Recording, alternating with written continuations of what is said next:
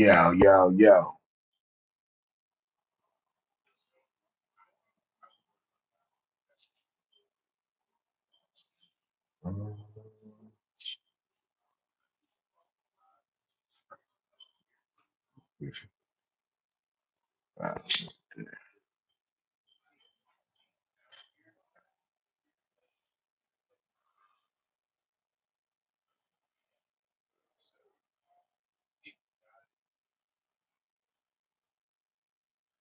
Boom.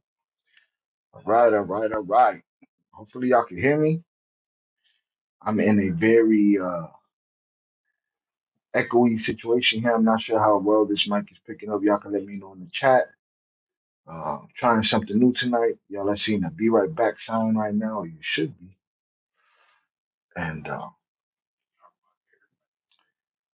I'm trying something new, so y'all have to bear with me. My apologies, I haven't streamed. Boom, loud and clear. All right, so all right. I'm in a very echoey space. Um, that's what's up. Hit that like button on the way in. We're gonna get to it. We got a lot to talk about tonight. Uh, had some technical difficulties with the network at the crib.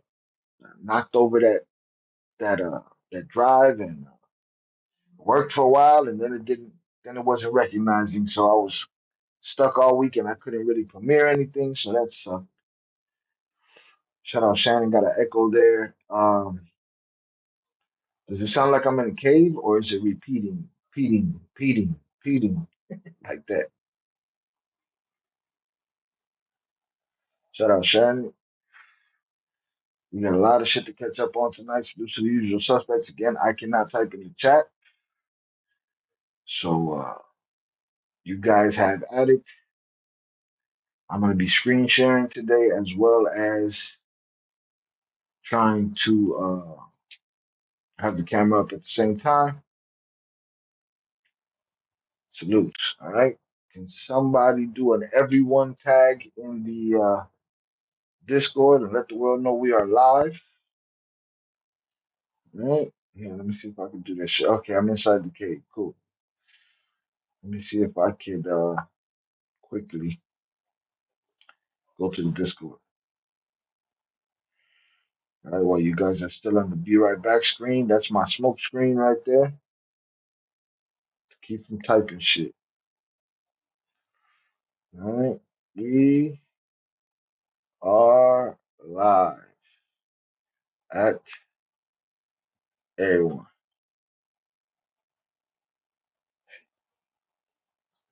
Let's see if that did it. Yeah, it did it. We're live. Right, if somebody could take the live here, let me see if I can do it. I'll take this one and forward it. Let's take this and let's forward this. All right,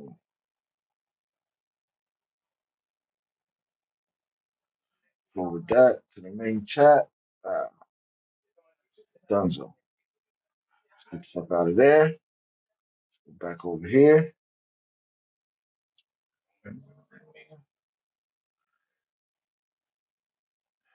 And I'm gonna jump on the screen as soon as we talk for the who said pray for Diddy. Again, we trying something new over here. Bear with me. Hit that like button on the way in. All right, I'm gonna pop up the camera in a sec. Let me get the video up. Get this video up.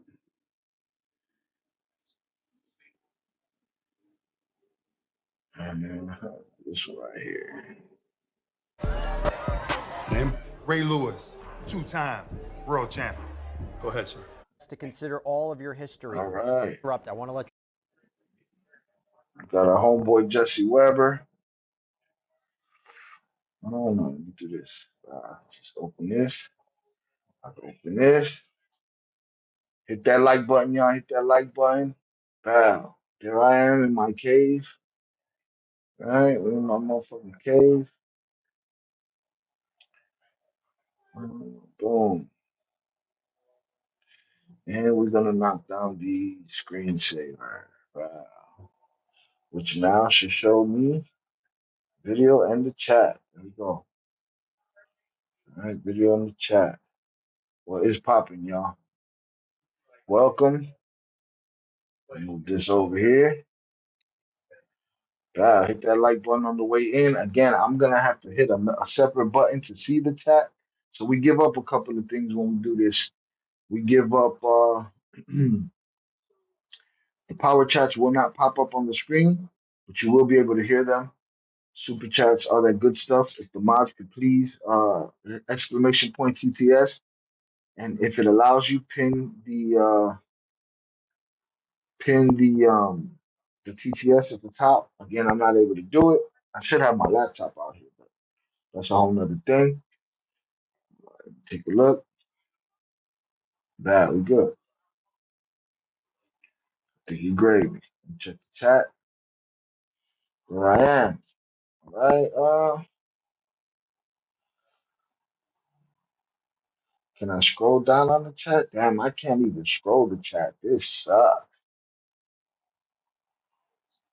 Boom. Thank you for dropping the TTS up in there. Appreciate you. But yeah, I can't even scroll the chat, which blows. Mhm. Wait, let me see. No, I can't do it there. Can't do it here. That fucking sucks. That's the worst part of this whole thing. Is that I can't see the chat. All right, I'm gonna be going back to it, so expect to see this screen popping up. All right, hunters up in the chat to y'all. I appreciate y'all. Thank y'all for hanging out on this Friday evening. Hit the like button, subscribe, all them good things. Mods, whenever you feel like dropping a link in the chat, please do so. Again, I can't mess with the chat right now. Yeah, talk some shit. I don't want to put on the. I don't want to put on the noise cancellation because that should eat up the battery. But we good. We got light. We gravy. Let me check the chat one more time. Then we're gonna get into it. Shout out Karen, Zoraida. Shout out the pool. Shout out Shannon. I appreciate y'all. What's your 20, Shy? I'm in an undisclosed location. I'm in an undisclosed location. Right? Got a niece that's turning 18 tomorrow. I requested my presence, and here I am. Right? Here I am. And we're gonna get a live stream popping from out here. It's gonna be three of us in here, but it is what it is. Happy Freaky Friday. It's loose. Somebody send JP his special invitation, right? I got both earbuds in because again, when you use this function, it knocks down the audio for me. So it's give and take. Again, the power chats and the super chats will pop off audio wise, but they won't pop up on the screen. It is what it is. I'd much rather be able to show y'all shit and go through articles and shit than do that. So let's get it popping. We're gonna get it popping quickly. So let's congrats her. Thank you, thank you. All right. She's an adult and on you, man. She can be an adult tomorrow and here's what it is. Diddy, they crushed him, right? They crushed him. Diddy been uh Diddy been making plans to do speaking engagements, but the judge wasn't going, man. And this takes away from the fact that oh, there we go. I get to see the chat up there. The chat just popped up on the screen. Okay. See if that happens every time. Let me see. Big 18, happy early B day to her. Hope she has a great one. You're a great year. So I salute to you, Zalada. I appreciate you. Thank you, Shannon. Congratulations to her. Yes, the niece that did the food video with me. She's turning 18 tomorrow. She gonna do her thing. And she got a band competition. She's a leader of a giant band and shit. And real smart kid. Does her shit. The most, the most like me in the sense of her relentlessness. to do what she's gonna do. Yeah, yeah, Shannon, my niece that was in the food review. Yep, indeed, indeed. So let's see what that was because I got this shit on Do Not Disturb, and I've instantly been disturbed. Right? But um, moments like that, what you see is me do this, and I'll throw the screensaver on. With that screensaver on, even though I got that on, y'all can still hear me. So I can do that when I'm switching shit or there's some shit that ain't nobody supposed to see here. You know? Boom. Happy birthday. Yes, thank you. Thank you. All right. All right. I think we good. So Diddy.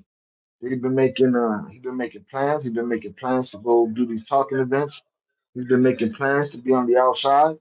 I feel like the judge giving him this much time takes away from the fact that listen, man, I don't think he's Mr. Nice Guy, Mr. Good Dude. I think he's an asshole. The same way a whole lot of people think. I think he got a lot of fucking issues. I think he got a lot of shit that he got to deal with, and he's in general probably not the best person, not a good person at all in a lot of ways. But doesn't take away from the fact that they caught mad people and mad lies in that trial, and they didn't prove anything, and they basically got him on prosti charges. And the reality is, there's some politician somewhere in this country paying for something tonight on some prosti shit. You know what I mean, so it takes away from the fact that they didn't have no evidence. Takes away from the fact that they had to take um, charges off the table. Now, y'all know when I first got into this, I came into this with the mind state that he's guilty, whatever he's guilty of, take his ass to jail. You know what I mean?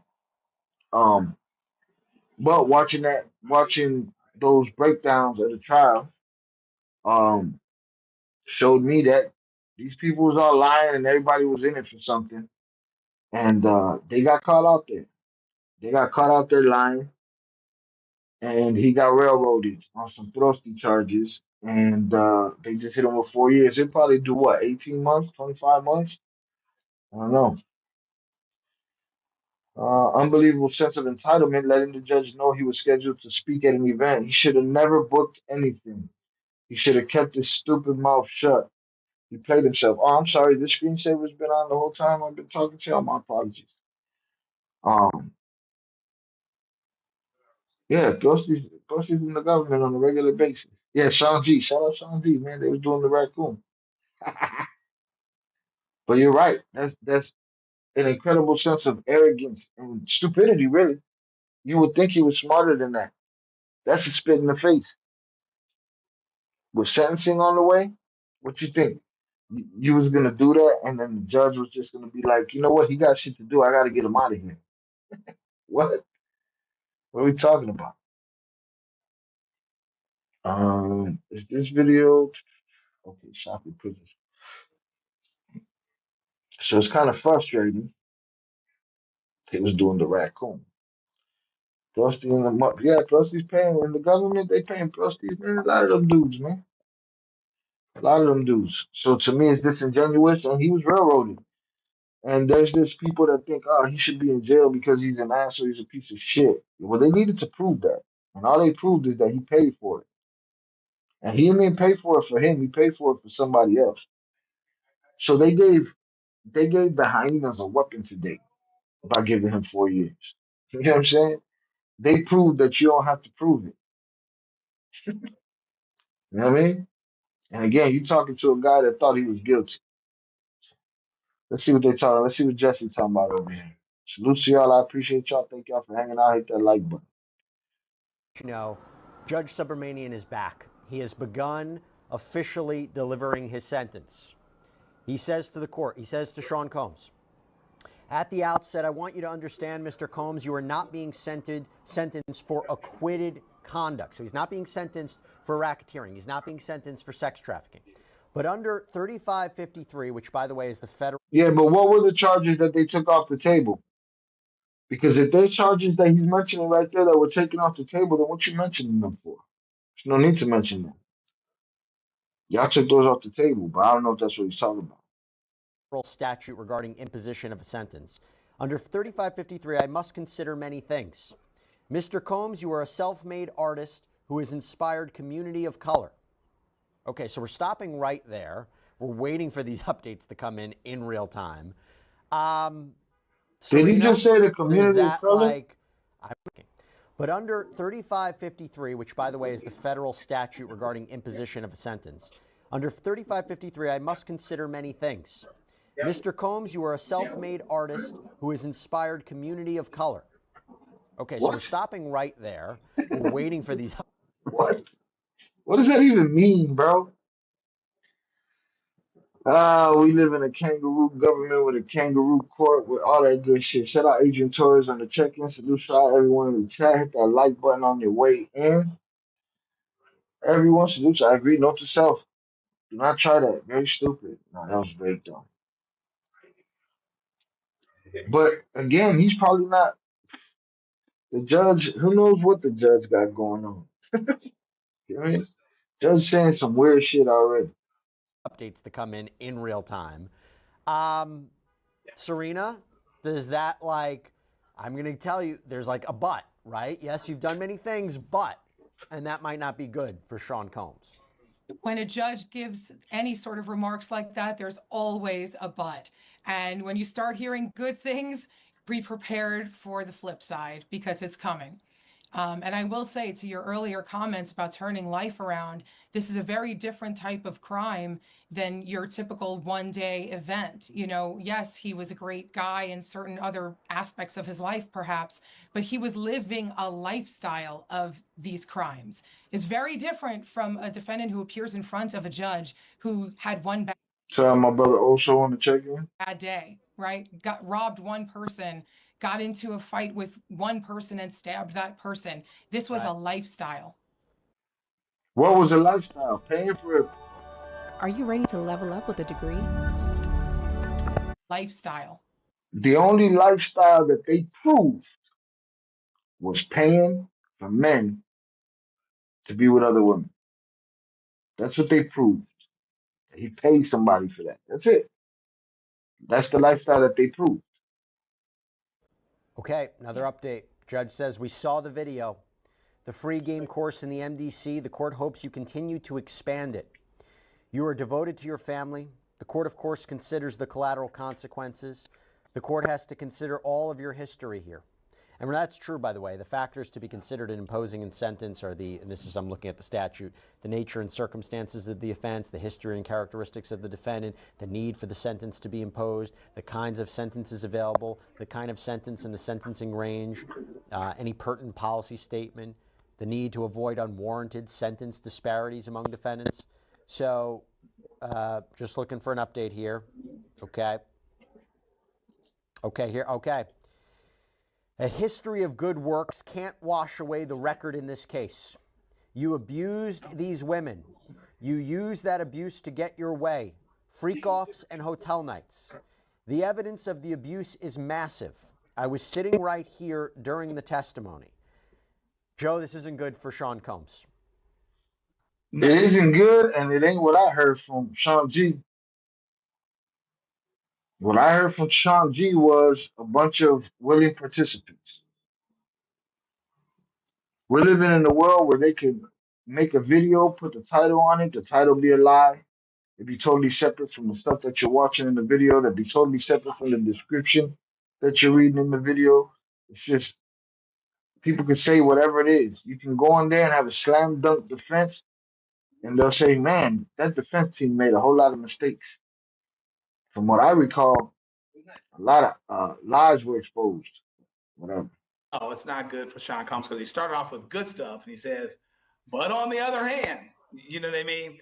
Because to my mind, I mean, it could be different, but a lot of times you start off with the part, not with the part that you're going to end with. You know what I mean? Here's the good news, but here's the bad news, and here we are because of the bad news, as opposed to here's the bad news, and here's the good news, and here's where we are because of the good news. I think the order of things may dictate that, he's going to come at him, and it's not going to be a low end type sentence. Sierra, this is very consistent with what we talked about before, where that video was being played of Sean Combs, where you look at his history of helping others, you look at his works in the community. You and I had talked about it. The argument would be, yes, but at the same time he was committing crimes. Or after his apology video for Cassie, he was accused of committing crimes. It seems that the judge is being consistent with this, and I apologize if I have to cut you off if the judge says something, but your thoughts?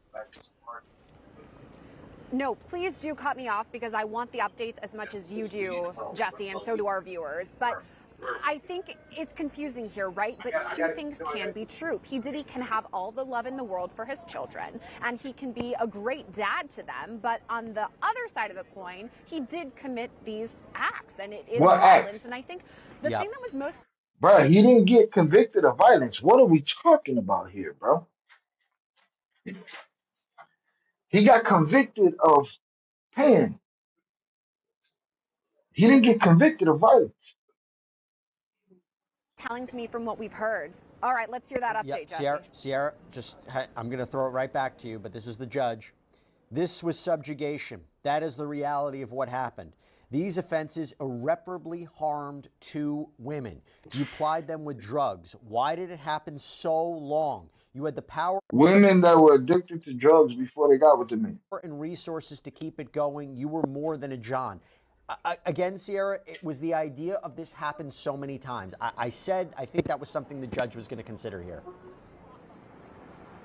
And what he said very specifically is that I was sitting right here. I heard the testimony. And I think that is what is so vital when we were talking about the way that the judge was going to end up with all of this sentencing, is the fact that it wasn't today he decided it. It wasn't in the 3 months that he had to go through and read all of those letters. No, it was when he was sitting there in the courtroom, seeing Cassie and Jane and Mia and all of the testimony there, that this happened over and over again. It wasn't, to your point, to what Serena said earlier, this wasn't a one-time thing. This was a pattern of abuse that the prosecution put on and he keeps saying this was a pattern of abuse.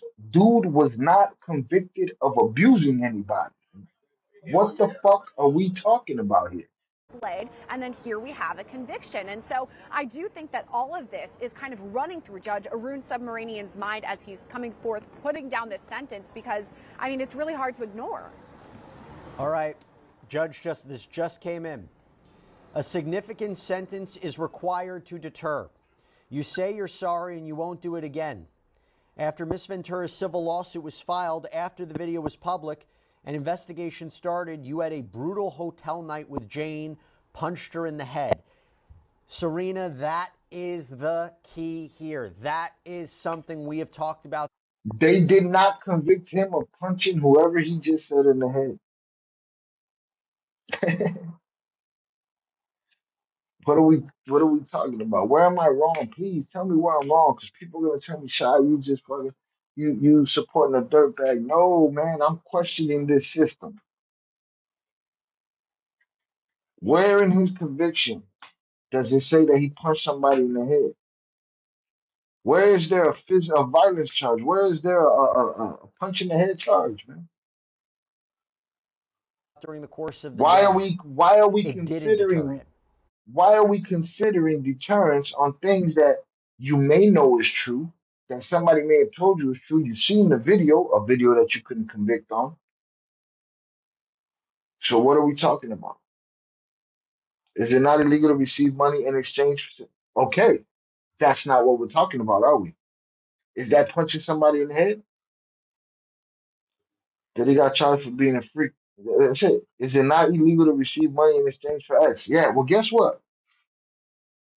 Yes, but think about the irony. And this doesn't matter either. Just like the violence don't matter in this sentencing. Why are you considering, oh, girl says she got punched in the head when you convicted him of paying for men, for women,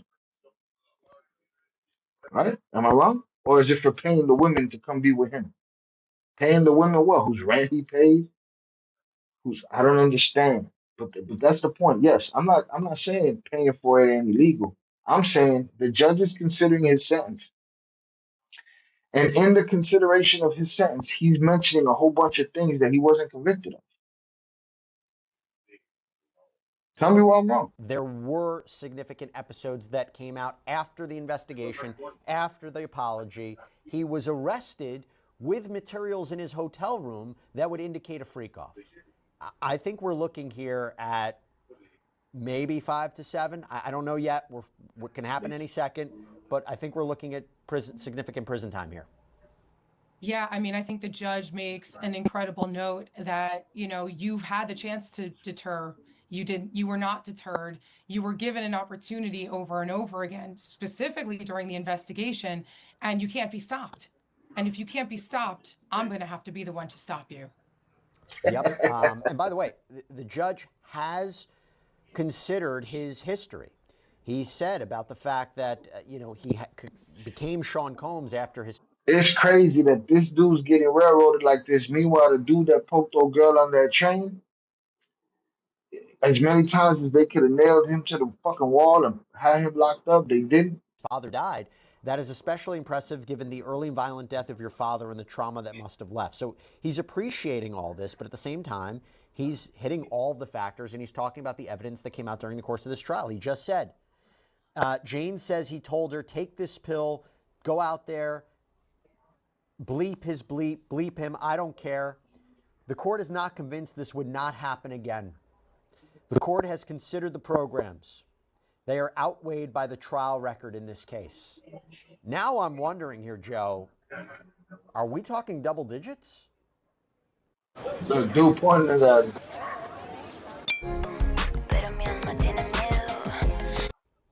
Are we talking double digits? I think we're going a little higher. We'll see how high we go. But 5 to 7 at least, and maybe even a little bit more. That's what it's sounding like. And there's an argument that the record supports that. Diddy was extra arrogant, and the length of time, I think, is incredibly persuasive. And moving for the judge, obviously, this is not something that happened once or twice and he got his hand caught in the cookie jar. This was built into what Diddy did. This was his culture, and he was truly lawless. Just to put it where it really is. Bruh, this was in his culture. This what? What was? Pain? If that's what he was convicted of. Don't tell me the rest of his culture. It's a messed up system. Indeed. Don't tell me about the whole culture bullshit. What did you convict him of? Don't talk to me about you're taking into consideration things you took off the table. Don't talk to me that you're taking into consideration things that we came to the conclusion may or may not have happened. And so, the judge has been very honest about, I don't think that this deters you. And, I tell you, that tracks with me. Maybe we're all wrong, but to go off of what we've had happen and had said and had done and the trial record, that's not unreasonable for the judge to say that. I am wondering also, Serena, if this is grounds for an appeal, where the court says I'm not sentencing you on racketeering or sex. Okay, hold on. Here we go. Exploitation and violence against women must be met with real accountability to promote respect for the law. Okay, hold on one second. I'm getting the sentence right now. Okay, here we go. Oh boy. I'm sweating. Exploitation and violence against women must be met with real accountability to promote respect for the law. Exploitation and violence against women. Did you fucking convict him of exploitation or violence against women? We're talking about everything but what it's not. The court reaches a few conclusions. 135 months would be more than necessary. Now, I don't know if that means that that's the actual sentence right now, but 135 months is over 11 years in prison. So over 11 years in prison would be more than necessary. That's what the judge is saying here, Serena. I don't know if that's the official sentence as of yet. We're waiting to get confirmation about that. But what does that say? Well, just to throw that number out there like that means that at least he was considering the 11 years that the prosecution put forth, and maybe even more than that. It sounds like he's kind of tempering it, like that is more than necessary and it'll be less than the 11. But it also sounds like he at least considered it very seriously as an option. Now I'm wondering, Sierra, are we talking 7 years? I mean, again, it's something we talked about earlier. Maybe the benefit of the family speaking and the benefit of the work that he's done was not to get to 11 years, but not to go lower than the 5 to 7 range. So that may have been the benefit, but I'm wondering if 7 years is what we might be looking at. Again, I'm waiting for official confirmation on the sentence here, Sierra. I think that is possible here, that maybe he's saying, okay, yes, the prosecution, the government brought forward this number of 11 years. Yeah, that is more than necessary. That's based crazy. on, we actually have an update, Jesse. I'm going to throw it back to you. Yep, a sentence over 11 years is not reasonable. So anybody that thought he would get 20 years, that's not happening. A sentence over 11 years is not reasonable. Even the probation department recommends a sentence less than half of that. But 14 months time served, that would not be sufficient. That's so crazy. he has rejected the defense's recommendation of 14. Answer me a question. Can somebody answer me a question? Same kind of person. Here's the thing. They use that old ass slave law. You know what I'm saying? Um, but come on, man. Ain't nobody paying for 2 pieces and doing 5 years. Who's doing 5 years for that? Show 'em to me. Shout out Young Jizzle. Somehow he got clapped. All right. Shout out Young Jizzle. I'm checking. All right, we trying something new around here. But yeah, man. Sounds like some bullshit to me. I wish I had my soundboard. Bullshit. 14 months. In other words, Diddy is not getting out of prison. He is not getting out of prison today. When he would, we're waiting. I'm not, it's not like I have these updates and I'm purposely delaying. I'm getting to them in real time. Hold on. Jizzle, your Discord, you lost your Discord too? Oh yeah. Somebody got your ass. God damn. As we are getting them. Sierra, so again, we're now looking at between 14 months and 11 years, but I guess, again, going back to this idea of are we looking at 7? I mean, all speculation as of right now, but I think the most important thing is what you just said there, Jesse. P. Diddy, Sean Combs, is not getting out of jail today. And the 14-month recommendation that the defense brought has just been thrown completely out the window. The judge says, no, that's not sufficient enough.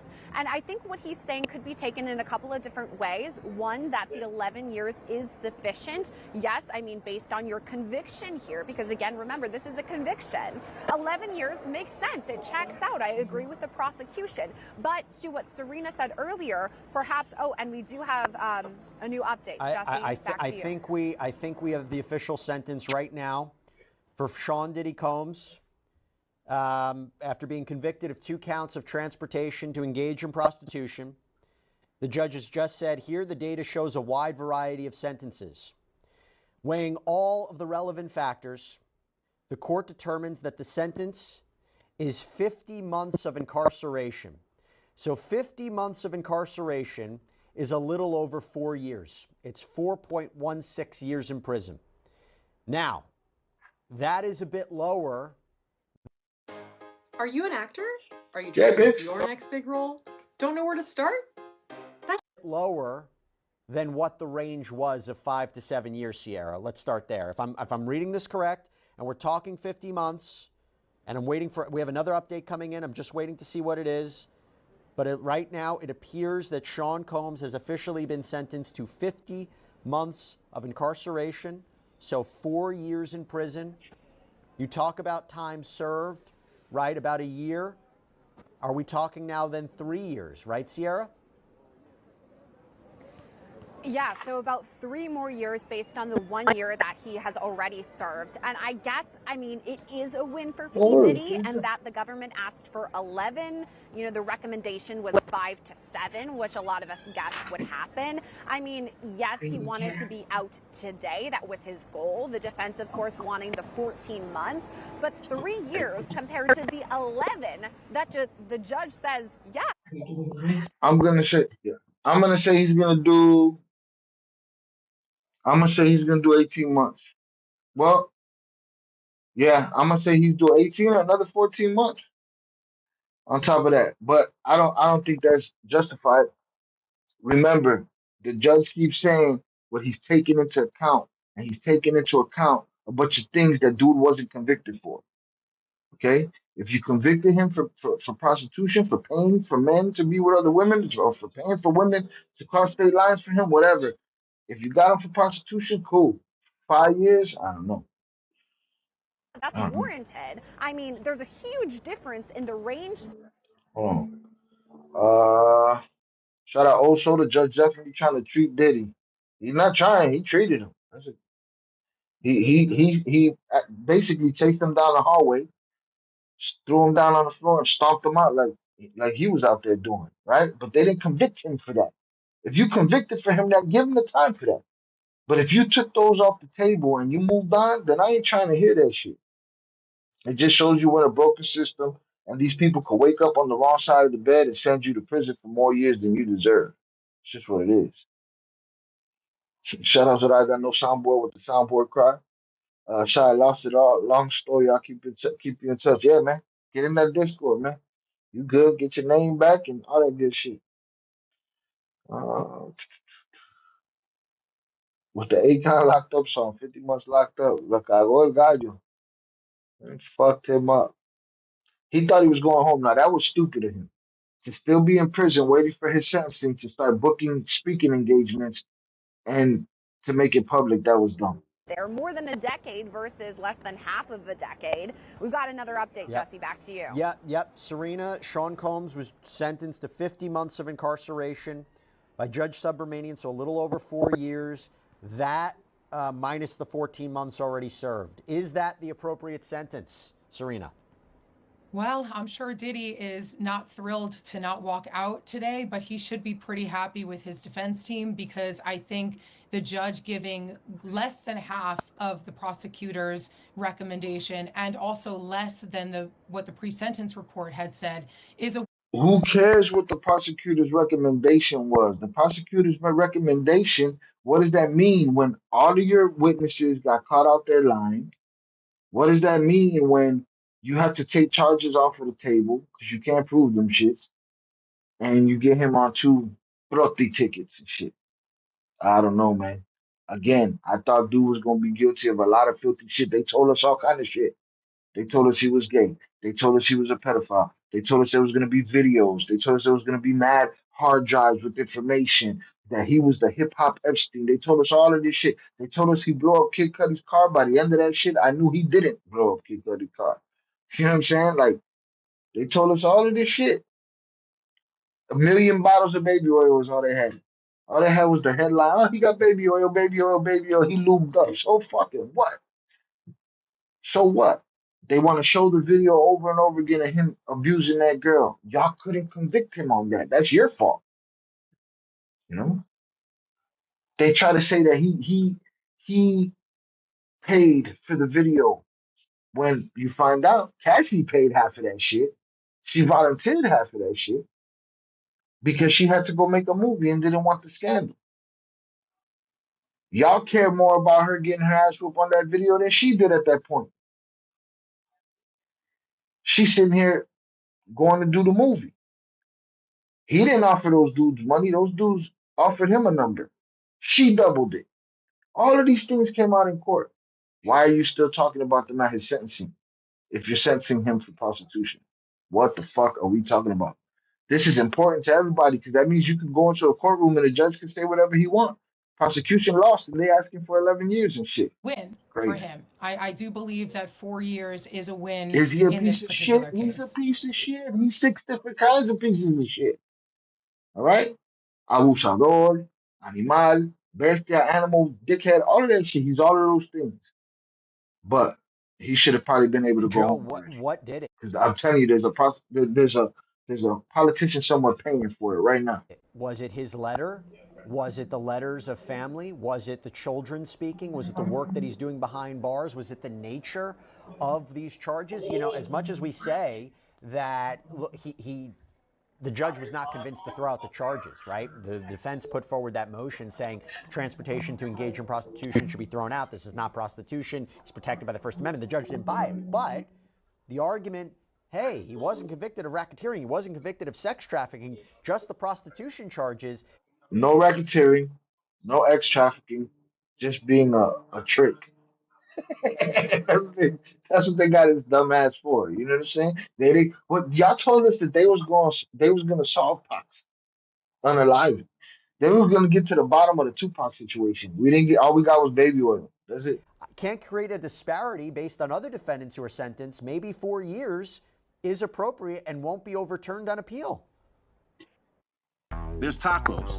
Then there's Zaxby's chicken finger tacos. Get them any way you want in Chipotle Ranch. Maybe 4 years is appropriate and won't be overturned on appeal. Yeah, I mean, I think he had to position this a certain way. And there's a couple things to figure in. First of all, we got to go back to the fact that the defense did an enormous job in getting him off of the most serious charges, right? So we're talking about something that's going to be smaller and it's going to be less time anyway. Next, there's the probation department recommendation, right? Which put things at a certain place. And it sounded like even though the judge talked about how 11 years wouldn't have necessarily been unreasonable, and he said 14 months would have been entirely unreasonable if I am hearing it correctly. 11 years unreasonable for a prostitution charge? I mean, I'm sorry, the judge said 11 years was reasonable for him? How?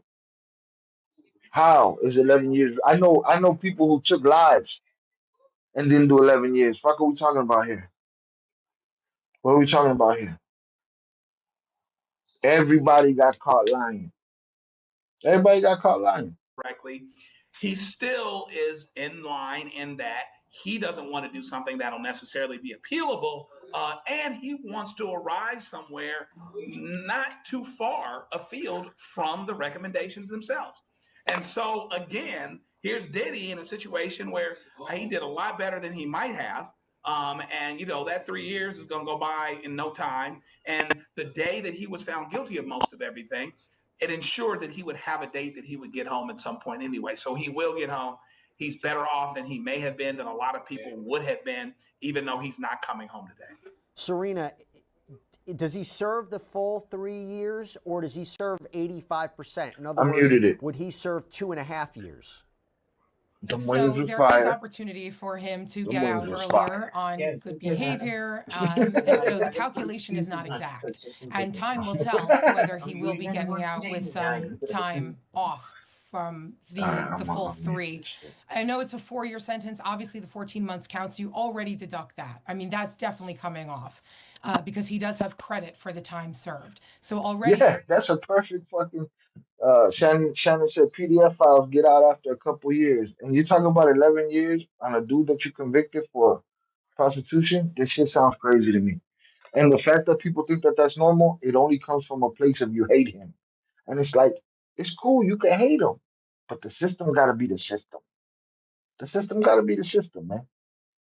And evidently it is a broken ass system that'll lock your ass up for some shit that they could prove in court that you didn't do.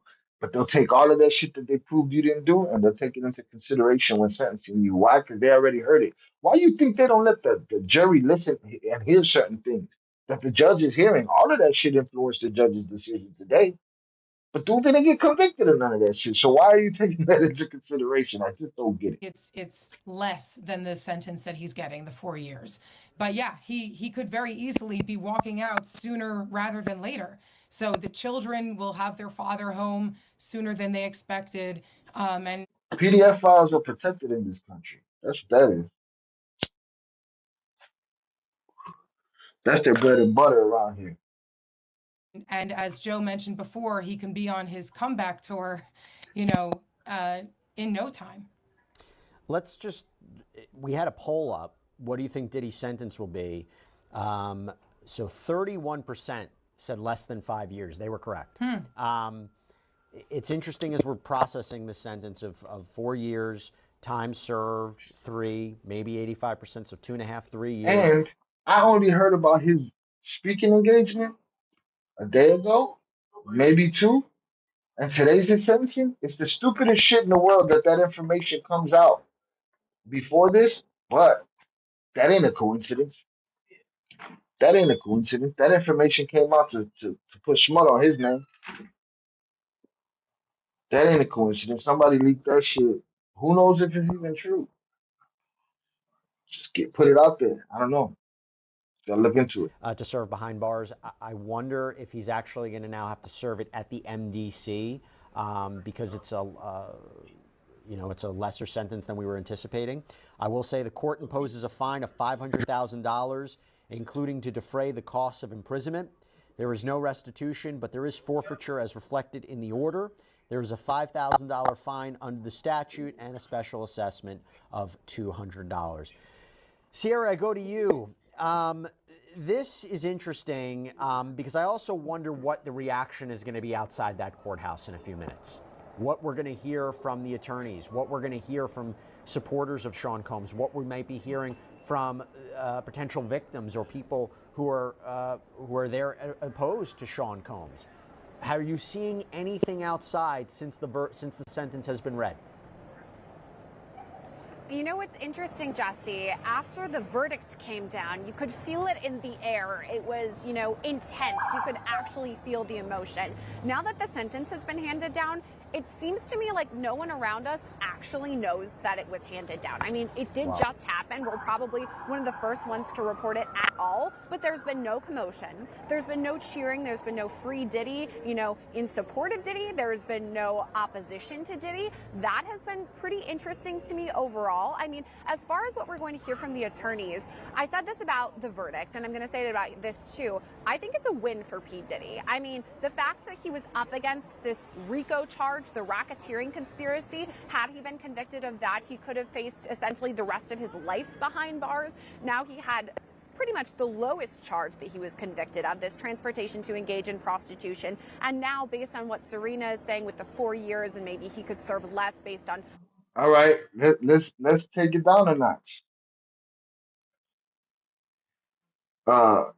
Velez said, isn't paying for X illegal? Yes. This ain't even that. This is for paying for transportation to, do some shit. Crazy. Good behavior, etc. I'm going to say that's a huge win for Diddy, especially when his life was in the balance. And I wonder if that's what we're going to hear. I wonder if prosecutors are going to say, we asked for the 11 years. The judge says it was warranted, and yet we didn't get the 11 years. And I wonder if the defense is going to say it's still too much. It's far too long. Get him out with his children. We're going to appeal. I mean, so there's still a lot ahead. That shit is crazy. Shit is crazy. Here's the only thing I don't like about this setup is that I can't switch this to go back to the old mode of, with the chat on the screen. I can't switch in the middle of it. It's just either got to be like this or it got to be that dead screen. Shout out to Pooh, free did. Did y'all see the supposed letter? I know he didn't write a letter to the judge. A lot of people believe that shit. I don't believe that shit. 50 wrote a letter to the judge. He was saying a lot of fucking ridiculous shit, but 50. He get up in there and say what he gonna say. Oh man, I think he got railroaded, man. I think he got ducked. They did him dirty. Dirty, dirty, dirty. Again, could have been worse, but done dirty nonetheless. You know what I mean? Done dirty nonetheless. If you have yet to hit the like button, please do. How do y'all feel about this? Does this feel more like a desktop stream, being that we're able to do videos on these phone streams that we do, these outdoor streams? What do you like better? You like it better like this, or back when it was just me yapping? This is cool. It's just something to get used to. Gotta figure it out. So that's what I got on Diddy, man. 4 years. Lo cagó el gallo. Cállate, hijo de puta. She's crazy. They did him dirty. They did him dirty. But guess what? Listen, he's not. I get it. He did a lot of foul shit. He ain't get caught for none of that shit. And he ain't get convicted of none of that shit. That too is the system's fault. That too is the music industry's fault. For all the everybody been quiet, covering shit up. Um, but as much lying as got called out in that case, they should have probably gave him another 6 months, and that's it. 6 months for saying that you got shit to do. For trying to rush out of here. Yeah, like I wrote got you. Shout out to Pooh. Free Diddy. All right.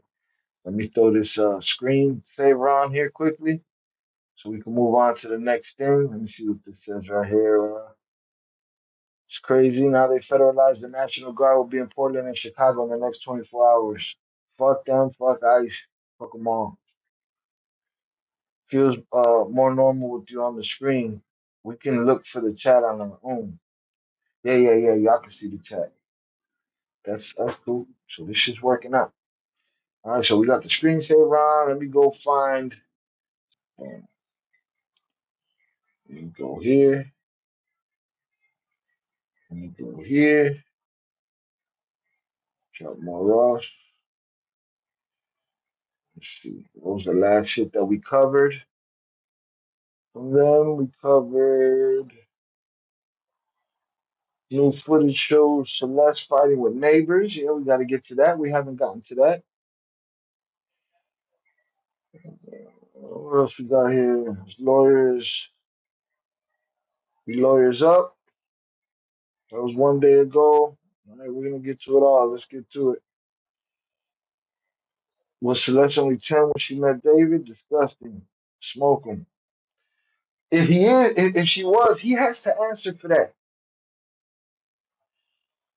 All right, I'm just going as back far as I can. SWAT team pulls up on David's crib. That's a bullshit story. Ex-boyfriend, Celeste ex-boyfriend. She was too young. She shouldn't have had no ex-fucking boyfriend. Big clues about it in every song. All right, cover up fading, but we move on here. Let's see what the ex-boyfriend is talking about. Domino's has the best deal ever right now where you can get any pizza, any topping for $9.99. You don't take an advantage. We got the large hand tossed with... Okay, people, so we've got another David update once again, courtesy of TMZ, and this one is very, very interesting, okay? So TMZ are claiming that they have secured an interview with an ex-boyfriend of Celeste. Now, there was this previous video that we'd reacted to of a woman seemingly explaining that her son had dated Celeste, and that she would come to the house with bruises on her arm. People were saying that was indicative of this turbulent home life that we've been hearing about. I don't know if this is the exact same person, but TMZ have now run a full-blown story with a 3-minute video interview. I'm gonna run and get some. Ex-boyfriend. I'm gonna run and get a drink. I'll be right back. Says she jokes about running away from troubled home. Okay. So this says a California teenager who once dated Celeste Rivas back in middle school is speaking out, saying that she indeed had a troubled home life before running away and her mother treated her badly. In an exclusive interview with TMZ, 15-year-old Damian Hernandez and his mother Jamie told us about his relationship with Celeste at Lake Elsinore Middle School, and Celeste was in the 7th grade and Damian was in the 8th grade. That's probably a bit more of an acceptable age gap, I think, folks. Damian says that he met Celeste when she was looking for something serious, describing her as kind, and he said that her troubled home life made her unhappy, noting that her mother didn't treat her well. Damian said she talked about running away from her Lake Elsinore home and even joked about it around school, and then one day she was gone, and that's Damian there. It says, but what's more, Damian says he heard about Celeste's alleged relationship with singer David, but was surprised because he thought she was happy outside of her home life. Okay, it says, basically, as you know, Celeste was found in the trunk of David's Tesla once news broke. Damian recalled feeling shocked and saddened. He regretted never getting a chance to say goodbye to Celeste. Damian sums it up this way, like, no one cared. I don't know. I should have done something. Okay, so let's take a look at the interview. We'll break this down and get a deeper understanding of what this young man experienced dating Celeste. How did you meet Celeste? Through a friend. Tell me how that whole relationship started. She was, I guess, she liked me or she was looking for someone, and yeah, we started talking. And what school was this in? Lakeland Village. Was she sweet? Was she kind? Was she bubbly? What do you remember about her? She was really kind, and she said she wanted something serious. And how old were you when you met her? 13 or 14. Now, I feel like it's interesting that he's saying that she said she wanted something serious. I'm not trying to like disrespect her or anything like that, but I feel like when you're a kid, some people do get in serious relationships in high school and, you know, end up staying with that person for the rest of their life. That does happen, but I would say that, you know, kids, you know, 14-year-olds, 13-year-olds, it's like, what really is something serious to you guys at this stage? But that goes to show you, if that's what she wanted and she wanted something serious, that's where, you know, a nefarious older boy can begin to offer something that they think looks more serious and, you know, manage to convince somebody to kind of leave their childhood home, leave their childhood habits and try and get into some adult stuff. You know, that's not me trying to justify it. I'm just trying to get into the mindset that would try and help me to understand why a child would run away from home. And if they were looking for something serious in this adult, you know, from all of these songs that David released, it sounded like he was in serious relationships. To all of this talk about heartbreak and jealousy, the way David talked about the relationships that he was in, it sounded like they were indeed serious. So at what point did you feel or did you hear from Celeste that there were problems at home? She said how her mom didn't treat her well or whatever, and she didn't like. That's why it's funny that after they find her and we know that they have a connection, you never hear him crying like a bitch. All he's done is cry all over his records forever. So I don't know what else you're playing in the background. We can hear both at the same time. Can't hear it anymore. Probably because I walked in the house. It was supposed to be muted. You couldn't hear me? You could still hear me? Grabbing a cup and a drink and shit? It was supposed to be muted. I don't know what happened. Salutes. They'll be backed up by active duty troops. Fuck them. Where she was at. Did she talk at all about her relationship with her parents? Kind of. She just said they were mean or whatever. She didn't like them. And then you guys broke up, and the next thing you know, you find out that she's involved with this internet sensation, David. Yeah, I didn't think it was gonna happen, like at all, because like she was always like so happy and stuff. What is your last memory that you have of Celeste? I mean, just think how bizarre that would be, right? You're 13, 14, you know, having your childhood relationships, and then you come to find out that the girl you were dating is now dating a famous singer who's way older. The relationship really is illegal. That's crazy. I mean, look, people, I'm not going to lie. It's like, I remember growing up and, you know, the girls in my school dating older guys that could drive, guys that were of age. Like, that was a thing. That was a thing. That we've had that conversation here before. All the dudes that was picking up girls when we was in school. It's an ugly world. Happened. And, you know, I've heard other people talking about that in the US as well, that being a common thing, like the young girl, underage girls dating these older guys who've got cars and it's super impressive. They're super impressed by what's going on. But just imagine how dark that would be. Your childhood crush, your you know, schoolyard sweetheart. Suddenly you find out she's dating this weird, like, Hollywood singer. Like, that's got to burn.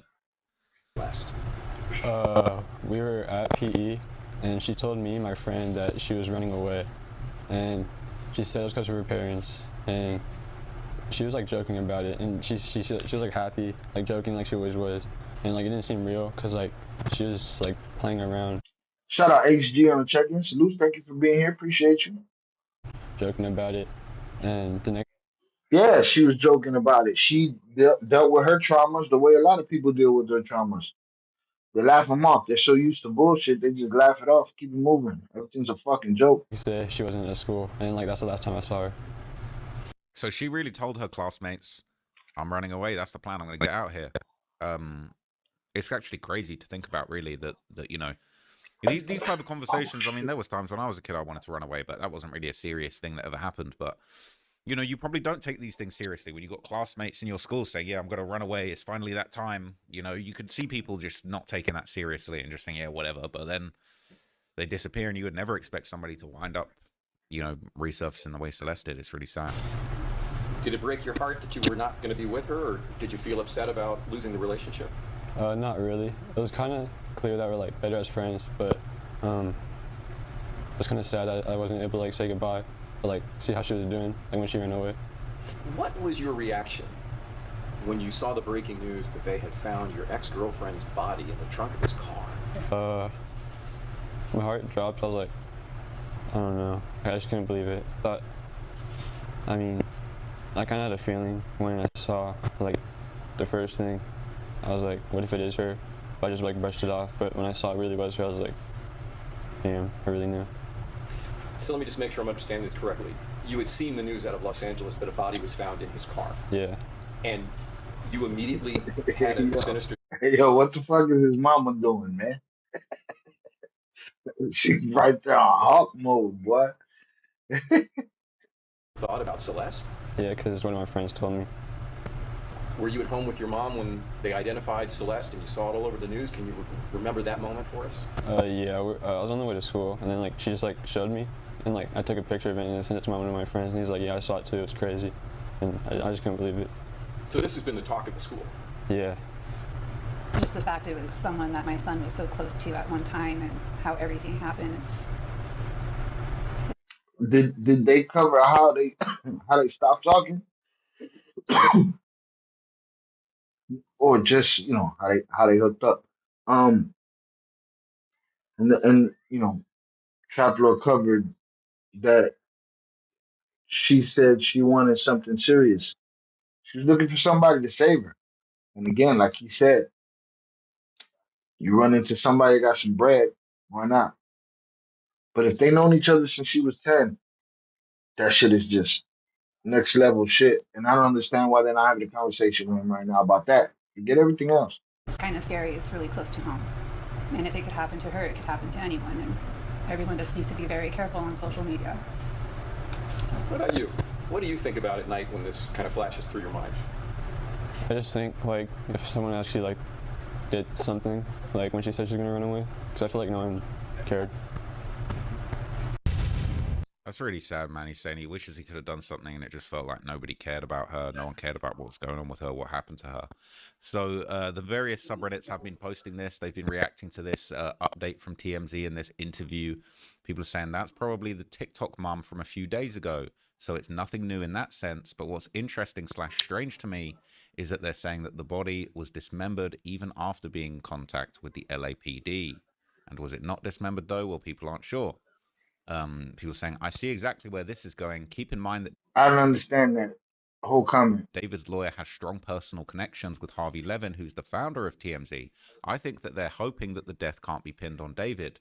You might be wondering, so why would they admit Celeste and David had a relationship? That would explain why it just seems, like TMZ is pushing the route that it might not have been him at all.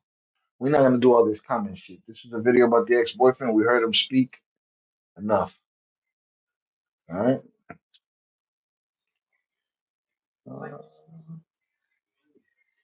His silence means he's taking his high-profile lawyer's advice.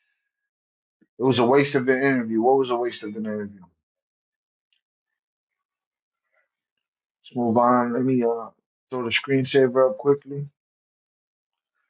Boom, I'm running the light. I'm running the phone. All off of a battery pack. We on some shit right now. The microphones is running off this motherfucker. TMZ is doing victim assassination. Yeah, I heard a lot of people doing that shit. I don't care what she did. I don't give a shit. She was led astray early. What we talking about? Oh, a waste of an interview? What we just watched? Yeah. Let's get to the next one. SWAT team. This is another bullshit story. This is a waste of the interview. Again, we're not going to focus too much on this. There's been a couple of stories like that. All right, I've got an absolutely crazy David update for you guys. This is hot off the presses. I just saw this a few minutes ago while I was on the way home from my appointment.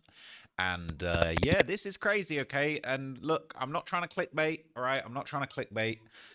When I say that the SWAT team raided David's home. Okay, this appears to be a case of swatting. This doesn't appear to be a case of them swooping in, getting him. Everybody was waiting for this Done. arrest. Everybody would love to see the SWAT team boot in his door and arrest him with everything that's been going on. This isn't what this is. But what this actually is, okay, apparently, who knows if it's the result of trolling, if it's the result of nefarious actors, or if it's genuine calls, genuine mistaken identity. But according to TMZ, they have got exclusive footage of the cops rushing David's Texas home, apparently the result of a swatting call. So let's take a little look at what it says, and then we'll look at the video. It says, police body cam shows officers swarming David's Texas family home just days after Celeste's body was discovered in his Tesla, and the cops were responding to a report of gunfire. The footage will show some cops walking up to David's Hempstead home with guns drawn on September the 18th. Okay, after a 911 caller claimed they heard gunshots inside the home, a woman screaming, and someone dead. But when officers called, or when they knocked, it was the singer's parents who answered, looking very stunned and very confused. It says you can also hear in audio captured by the body cam, David's mother is telling cops that there are 4 people that live in the house and that her daughter and son are upstairs. David has a younger brother and sister, so it seems that David was not there at the time.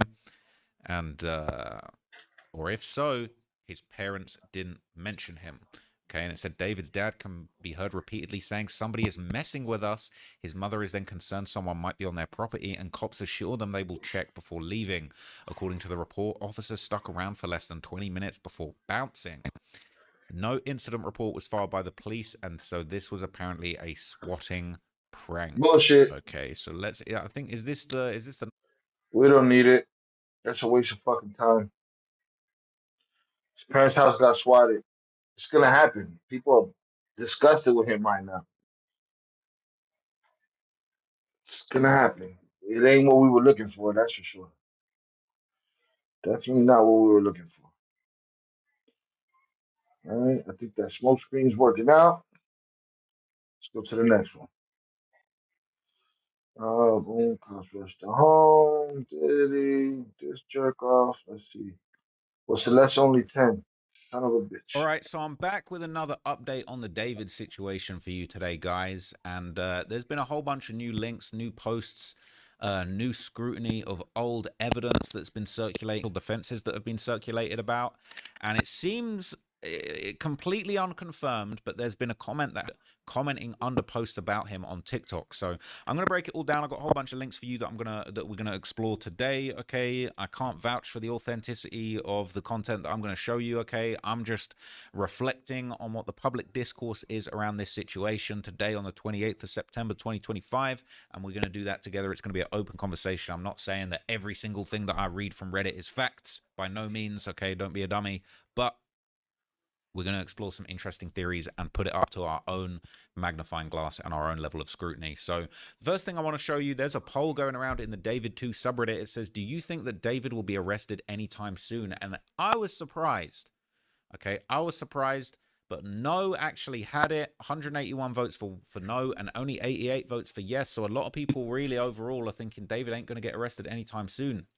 This person says no, until they prove he did it, he can walk and enjoy his little freedom. He cannot leave the country due to the ongoing investigation. It's really important they get all the facts right for a very long court case, even though the public has made him guilty. They have to build it correctly so he doesn't get thrown out or given a short sentence.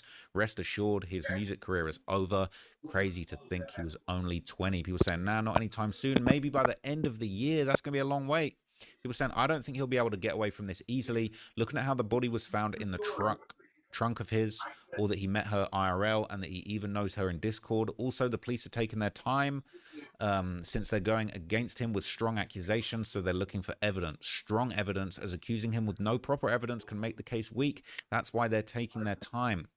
Somebody says homicide cases can take months or even years if it's very complex. They've got to do an autopsy to figure out the cause of death, which can be quite difficult considering the body was decomposed for a while in the trunk. She could have died from an OD and then someone just essentially moved a dead corpse, or David could have done a murder for hire. Here in the UK, I've seen a case where a gang conspired to murder a rapper by purchasing a gun. Shout out to Fredo and them.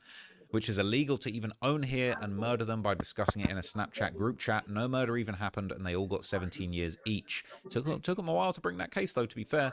Not sure what the laws are like in the US, but if there's evidence that he conspired with someone to get her killed, I'm sure that will carry a lengthy sentence. He doesn't need to have physically done anything himself unless he was purely framed by someone, which is unlikely. Either way, they'll get him for the PDF charges, which might get him a couple years or more in jail if he's involved in the murder in any way.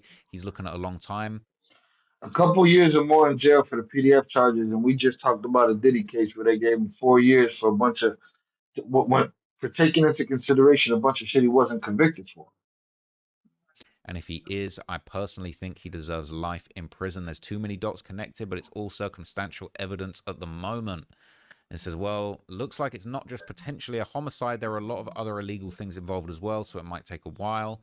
This person says, I think he'll be arrested within 1 to 2 weeks. They released the body back to the family, which indicates they got all they can obtain from it. They have his computers, electronics from his house. He probably didn't wipe everything because he didn't seem to be concerned about the body being in the Tesla. If he was sloppy about that, then he was sloppy about the digital footprint. Even little things like the event viewer history can show when he started up or was using his computer, which can place him in the house at a certain time or day.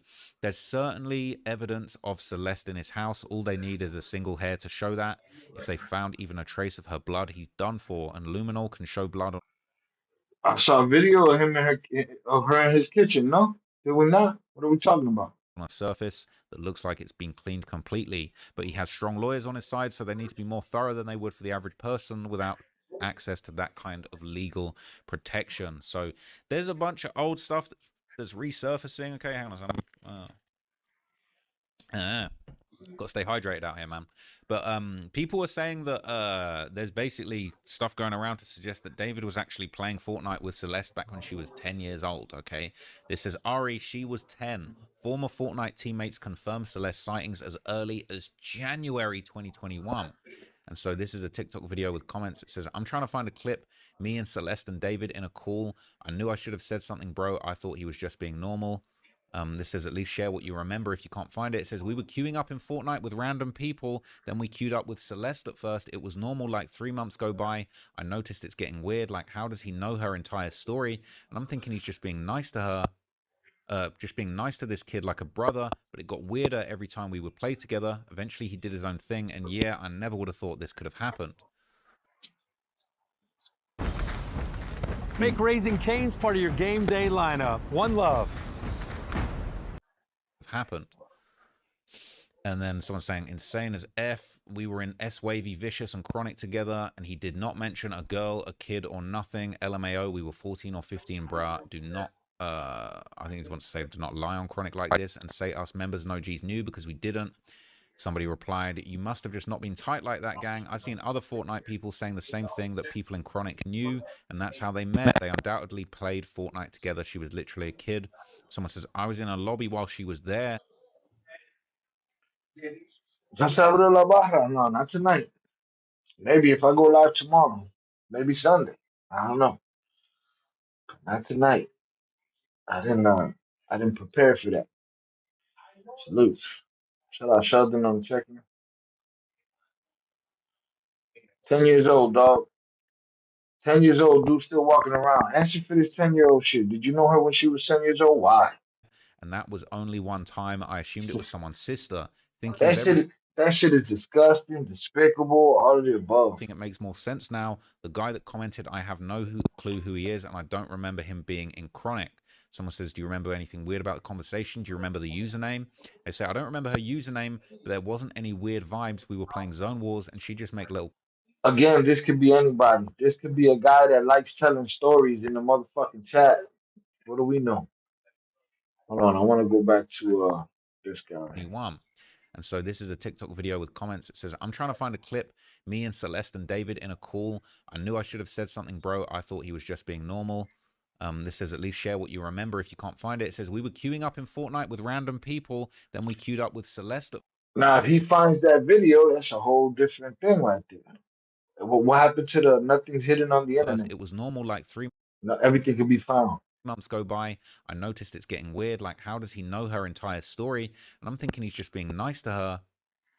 Just being nice to this kid like a brother, but it got weirder every time we would play together. Eventually, he did his own thing, and yeah, I never would have thought this could have happened. And then someone's saying, insane as F. We were in S-Wavy, Vicious, and Chronic together, and he did not mention a girl, a kid, or nothing. LMAO, we were 14 or 15, bruh. Do not, I think he wants to say, do not lie on Chronic like this and say us members and OGs knew because we didn't. Somebody replied, you must have just not been tight like that, gang. I've seen other Fortnite people saying the same thing, that people in Chronic knew, and that's how they met. They undoubtedly played Fortnite together. She was literally a kid. Someone says, I was in a lobby while she was there, and that was only one time. I assumed it was someone's sister. Thinking of everything, it makes more sense now. The guy that commented, I have no clue who he is, and I don't remember him being in Chronic. Someone says, do you remember anything weird about the conversation? Do you remember the username? They say, I don't remember her username, but there wasn't any weird vibes. We were playing Zone Wars, and she just make little comments like everyone, like. That's some groomer-ish. And there's no other word for it. I mean, there's plenty of other words for it. Guess that's the accepted one, but fuck dude. Everyone while playing, but Ant, aka David, would joke about SA all the time and other weird things, severe dark humor, and everyone that's played with him can confirm. People saying, what year and month was this? If you can remember, they're saying January or February of 2020 or 2020. Or it could be 2021 because it was before I stopped playing, and I stopped playing around then. Someone's saying, I'm not sure what tight is supposed to mean. LMAO, we were all competitors and wanted to be like pro players, and he never mentioned a girl in calls or during streams or in chat or in scrims in general or anything in Fortnite com about a girl. Lol, we all wanted to be famous. No girls were talked about much. People saying, are you sure that it was her? And then they said 100% couldn't have been anyone else. By saying y'all must have not been that tight, I think it's obvious that means you must not have been that tight or friendly with him. I don't know what else that could have mean. Kind of not a good question, and it seems like y'all weren't. If you didn't talk about girls and played mostly during scrims, other people contradicting you, I've seen more people saying that they did play than otherwise. And then this is another a comment that's been circulating. Yo, I'm watching the live right now, but I just want to say this because me and my friend are trying to recall everything. We were in a Fortnite team called Chronic, which is where I met him. He met her in like 2021 through Fortnite, and I'm pretty sure. And then he made her get Discord. Everyone in the team knew about her, and he would joke about it and brush it off every time it got mentioned. That's all I personally know, but my friend Pistol knows more because they talked way more. She would literally say he graped her, but then follow it up with a joke. So I don't know if she was being for real or not. He was also... Which is exactly what she did in their live stream. That's crazy that he just said that. That follows her MO.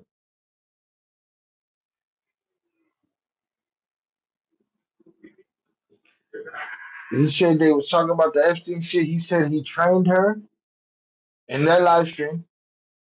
And he said that's controversial.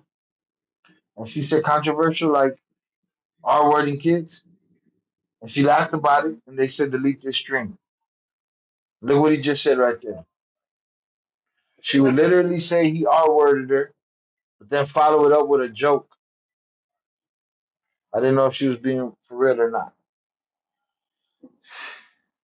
just a weirdo, to be honest. Because they talked way more. She would literally say he graped her, but then follow it up with a joke. So I don't know if she was being for real or not. He was also just a weirdo, to be honest. He used to send gore in group chats, but I'm not surprised considering he something. And then this is obviously something that's been posted a bunch, but this is Celeste's Reddit Discord account, and it says that she was a member of Discord since January the 4th, 2021, and that is when she would have been 10. So there's more comments. This sickens me, dude. I was in a zone wars with both of them, and I thought the little girl in the lobby, she was a member of Discord since January the 4th, 2020.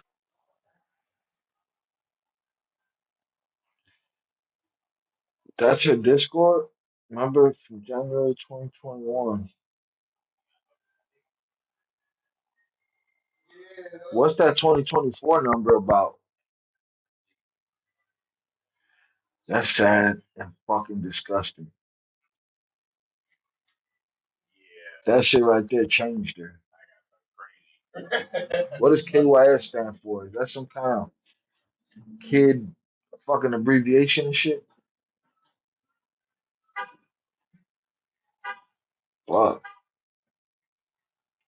The receipts. 10 years old, that's crazy. something. And then this is obviously something that's been posted a bunch, but this is Celeste's Discord account. And it says that she was a member of Discord since January the 4th, 2021, and that is when she would have been 10. So there's more comments. This sickens me, dude. I was in a zone wars with both of them, and I thought the little girl in the lobby was someone's sister on the game. I always had a weird feeling about him. I didn't even know he was David. Do you recall the game or the queue? Someone else said that they maybe had a recording, but they haven't found it. This says I stopped playing years ago, so I wouldn't be able to find anything, but I tried. It said you used to play with him all the time, though? That is crazy. You didn't know it was him? Did he have a gamer tag that you remembered or can share? So that maybe other people can remember playing in games with that profile or find more proof of him talking about her or her playing too. They said, like I said, I stopped playing Chapter 2. At this time, he wasn't making music. He was a Fortnite player that posted montages like everyone else. I had an old friend from that time that texted me and told me that David is the ant that we were playing with, and I didn't play with him all the time. We did wagers and private zone wars, one of which Celeste was playing in. His gamer tag, as I remember it, was YT Chronic Ant, and people who play games should definitely spread that name around. All right. And so it says, this is to add more to my original post about Celeste being 10 or younger when they met, and comments and screenshots I found with former Fortnite players and team members discussing their time with both David and Celeste on the game. I also want to add that I believe they did meet prior to Fortnite, because if she joined his server on the 4th day of January 2021, this would mean that they would have had to get acquainted fast, or they knew each other the year prior in 2020. I know kids had lots of time during the COVID lockdown, but the only thing that makes me doubt it was 2020 was because of his TikTok referencing a Hello Kitty girl from 2021. People saying the digital footprint goes crazy. The age they met keeps getting younger and younger, and it's so heartbreaking. 10 is a literal baby in every way, practically an infant. RIP to her. And then this is a 2022 tweet where David seems to be mentioning this Pistol person, saying, thank you, Pistol. I love you. The Chronic team member, apparently. And people saying this is a second photo of an interaction between Pistol and David. I personally believe this semi-validates what was said in the screenshot of the DM. Credit again, this is that Chronic Pistol person. And that's the ant. Thank you, Pistol. I love you. That's David's alter ego. And he's wishing them a happy birthday. Wait a minute. March the 30th. Yeah, that does roughly line up, to be honest. That does roughly line up. March the 28th, and if that was, it was happy late birthday on March the 30th, so that would line up with David's birthday. I'm not gonna lie, that's crazy, right? It says, I've read somewhere she was 9 when she started talking. It was during COVID lockdown 2020, and she hadn't even turned 10 yet. Now these, just for the record, if people want to say spreading misinformation, Right, these brother. Hey, this man, is not verified information, okay? We're just digging through some evidence, right? Giving our opinion, weighing up the probabilities that it might be genuine information that leads to other things. People are pointing out. Hold on. I don't know, makes it hard to believe most of these comments. A lot of people in the comments be capping just for the clout. Absolutely. I don't doubt that at all. I don't doubt that at all. Here's my thing. They're stating their names, right? They're stating that they're part of a group called Chronic that played Fortnite. It's not just like some anonymous, that's shit that can be verified by people that want to verify it. Pero creo nada más basado en los ojos de Shai. La barra sin nosotros. Who, me? No. I didn't open the bar tonight. I didn't get any supplies, so I didn't open the bar tonight. Maybe we'll do another live stream tomorrow. Maybe we'll get a members only in. I don't know. But yeah, in that sense, yeah, it could be bullshit. It could be just anybody. But these guys are taking claim for it, This is the Chronic Ant YouTube channel, right? Old Fortnite streams on that channel. People saying if you want to dig into these live streams, apparently this is the real one. David Gaming. Wait a minute. What? Is this an old channel? This is okay. This is like an official looking channel. And it's got montages, behind the scenes, backstage stuff. I wonder what the oldest one is. Introducing the best FaZe console player.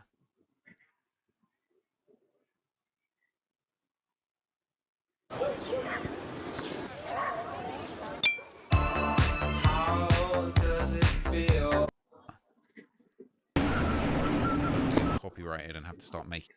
What channel was that live stream that he did with her on? What channel was that on? Did that channel get shut down and investigated? Music like David did. But this is all the way back in 2018. David Gaming, that he was making these things. So, look, at some point, if I've got time, I might have to go through a whole bunch of these compilations, right? Because if I he's got any bet. things where he's playing it with other people, who knows, man? If we could actually, if it's possible, I haven't got time right this second, but who knows? Maybe Celeste is in there playing with him all the way back then. I mean, this is a lot of content to get through, right? But that's something we're going to have to dig into at some point. But there's been more posts that have been circulating. People pointed out something interesting, saying that there's no trace of Celeste with David in 2025. It seems like everything's from 2024. So let's read this full breakdown on the situation. Someone in another post asked if there's any photographic evidence of them together in 2025. This really got me thinking about why she was noticeably absent from his online media presence, and especially what effect it probably had on her mental health. So I'm wondering if he was made to do a better job of keeping his relationship hidden because of all the recklessness in the past when it came to her.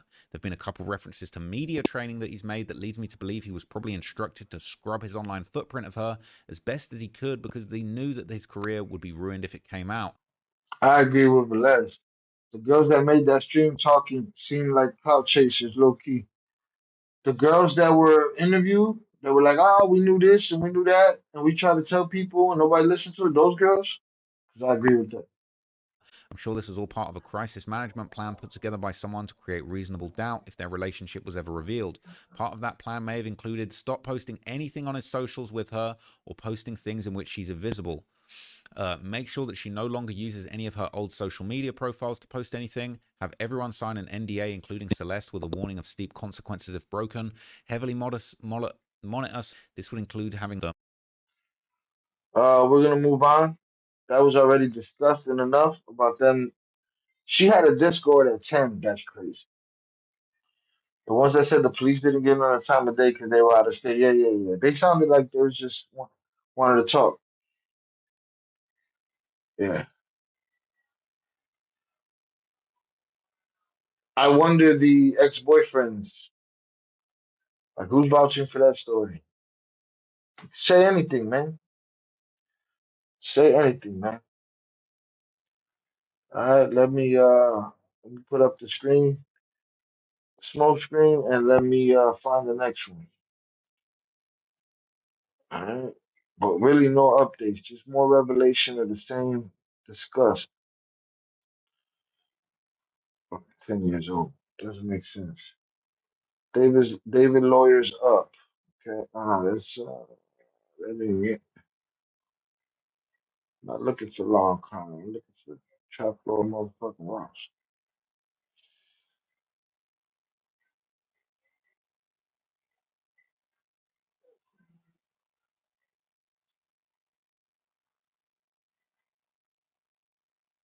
Give me a second, y'all. I'm trying to find the next one. Boom, got the boyfriend there. Boom, got that.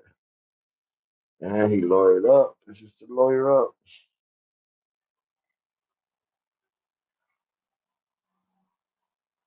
SWAT team. Fuck that SWAT team.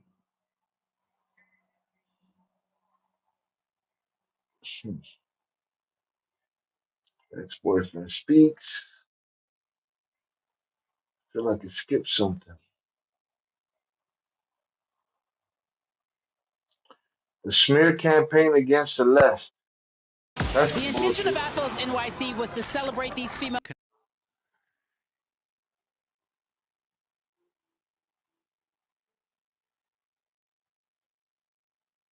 Buffering. Yeah, it happens. I try to be perfect. Continues to develop, okay? There's This been channel more and pay more enough. stuff that's This channel make enough moves and grow enough. Maybe we get a Starlink in this mother. Just walk around with a Starlink.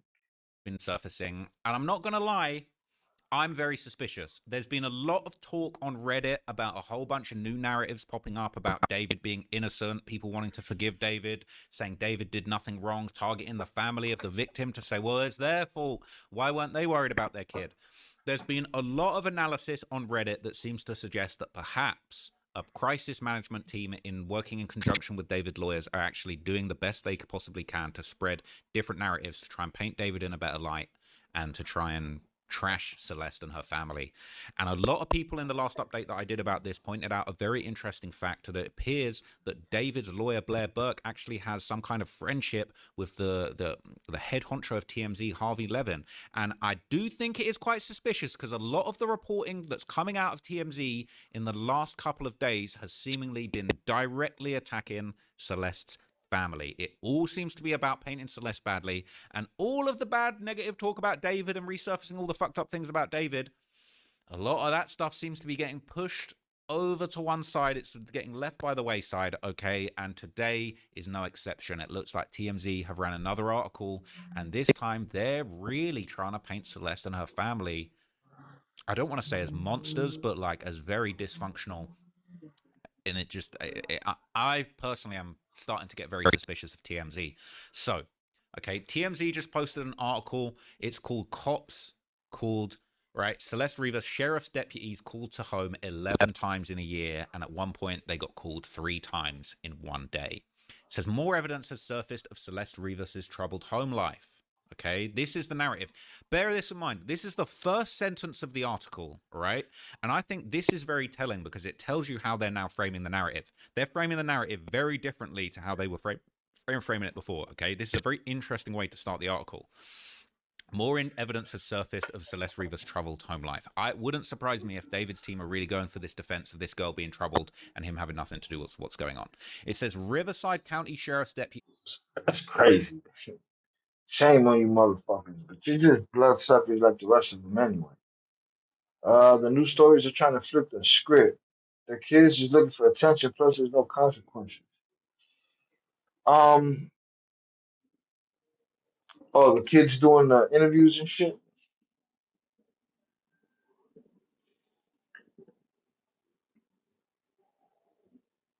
People have problems at home. That shit's not exclusive to the hood. Little Timmy's telling his mom to shut the fuck up and mind her business. You know what I'm saying? The same that Celeste is arguing with that one. You think I ain't got cousins and shit that don't know their place, don't know when to be quiet when you're a kid, just a kid, a rebellious kid. It happens. Sometimes there's abuse at the home. Sometimes it's not abuse. Sometimes it's just circumstance. I don't like my parents. They too strict on me. That type of shit is subjective. Everything is an abuse. Discipline is an abuse. There's lines, but you got to follow fucking guidelines and not shit the bed. But but so what? What that got to do with this story? We already knew she was rebellious. She ran away. Whether enticed or whatever, she wasn't of the age of consent anyway to make that fucking decision. So what are we talking about here? You know? Fuck TMZ trying to flip the script on this shit. Yeah. And I seen Harvey doing it hard. Like, listen, man, I kind of bad bullshitters. I kind of could pick up on them. There's probably better ones that could trick me, but bad bullshitters, I can see them a mile away. And I saw Harvey Levin pushing that. Maybe he was framed. Maybe he was framed. And even his partner told him, yeah, well, maybe he wasn't. AKA, get your fucking shine box. Were called to her house 11 times in just 1 year, TMZ has learned. Deputies repeatedly responded to her house in Lake Elsinore, California, between February 2024 and April 2025. Police coming to the crib 3 times. Man, I had cousins that have turned some shit over, boy. What? And have all the energy. We gonna talk this shit all day. All day. According to police records obtained by TMZ, and get this, cops say deputies visited Celeste's home 3 times in a single day in March the 19th, 2024. That's the same date on the surveillance video that TMZ obtained from a liquor store on the same block as the family home. Celeste's sister went to this store after Celeste ran away and checked to see if she was on the video. There is a shot of Celeste running down the street and going out of frame. A car pulls out. It's unclear if she got into that car, but 2 of the 3 visits that day were at Celeste's home. The 3rd was to the liquor store. The records state almost all of the calls were listed as a minor crime investigation, no pun intended, with the exception of one other call for suspicious circumstances. Police took reports of 4 of the incidents, and cops plan to do some follow-ups on 3 of the calls. The dispositions on the rest of the calls were not available. Worth noting, police responded to Celeste's home at 9:29 p.m. on April the 5th, about a half hour after her family reported her missing to police at 9 p.m., according to her missing persons flyer.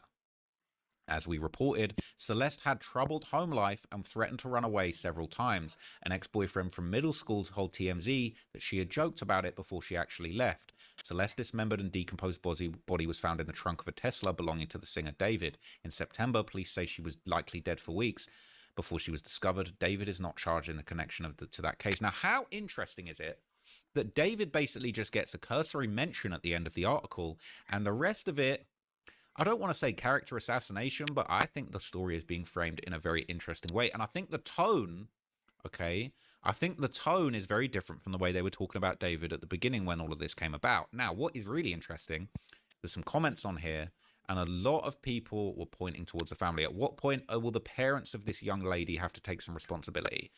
Now, I think it's absurd. Like what? You had a bad home life, so just anybody that has a bad home life, I can just kill them and chop them up and put them in a truck scot-free. Are you joking? I agree. Are you dumb? That's So what if she had a troubled home life? Yeah, so what? What the fuck that got to do with anything? Evidently, she had a troubled home life. She wanted to leave. Trouble for her could mean I don't want to listen to these fucking people. Why should I listen to these people? I got a rebel's heart. I just move how I move, right? And or it could have been they were abusive and they hit her and they did this and they did that, and that's why she had the attitude she had. Whatever it was, she was a kid. 10 years old, she's on Discord, something's wrong. You think TMZ got paid off by someone on David's counter twisted narrative? Well, did you hear what Dude said? Dude said David's, I believe, lawyer is amazing friends with Harvey Levin, TMZ. Harvey's not Harvey. He sells it. He sells it like they all sell it. They say things like, you know, you know, whenever Trumpito's talking some bullshit, he'll just say he'll repeat it and say how huge it is and how great it is. He's just saying that. It's just magic. You see, magic. Woo-hoo. You know what I mean? Do. It's magic. Yeah. Didn't hear that part. Makes sense. Yeah. So when I saw Harvey pushing I thought it was. I don't really watch television. I don't really watch TMZ. I thought it was crazy. Like it looked pushy. I was like, this guy's. What's the saying? Echándole crema a los tacos. And but there it is. People are putting it together. People are putting it together. Harvey Levin's a former lawyer, friends with his lead attorney. There you have it. Harvey Levin used to be his ass outside the people's court and shit. You know what I mean? But that was a very ridiculous story right there. Someone she had a troubled life, and they mentioned David once at the bottom. Fuck out of my face with that. Be wildin'. absolutely ridiculous way of looking at the story. But some people are saying that way, okay? And, you know, people are basically saying, you know, all this kind of stuff, and they're kind of pointing the finger at the family. Some people aren't buying it, saying, so what? It doesn't matter. She was a runaway. She was a murdered child. I hope they find enough evidence to lock her killer up for life. And then people are saying, it does matter, okay?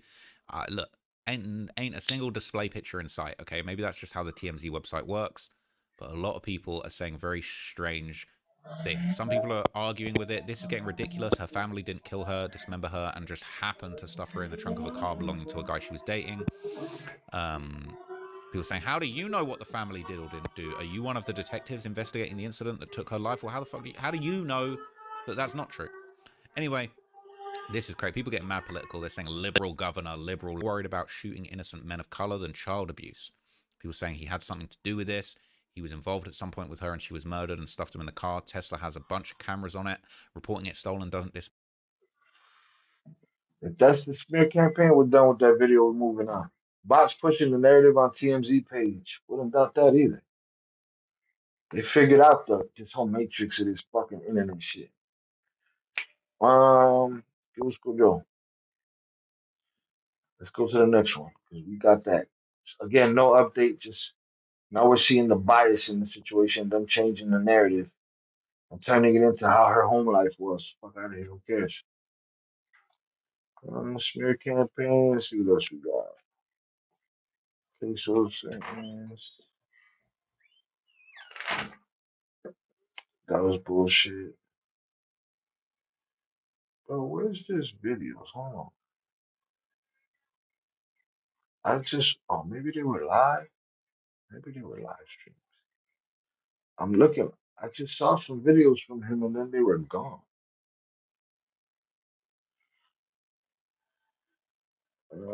But again, let me see where we're at. We are right there. Hit the like button if y'all get to do so. I appreciate y'all hanging out with me tonight. All right, I'm glad I could make this shit happen for us because I had to learn some new shit to make this shit happen. All right, but I'm trying to find a video about the video. A new video of Celeste arguing with her neighbors. Here we go. I found it. Let's get to that.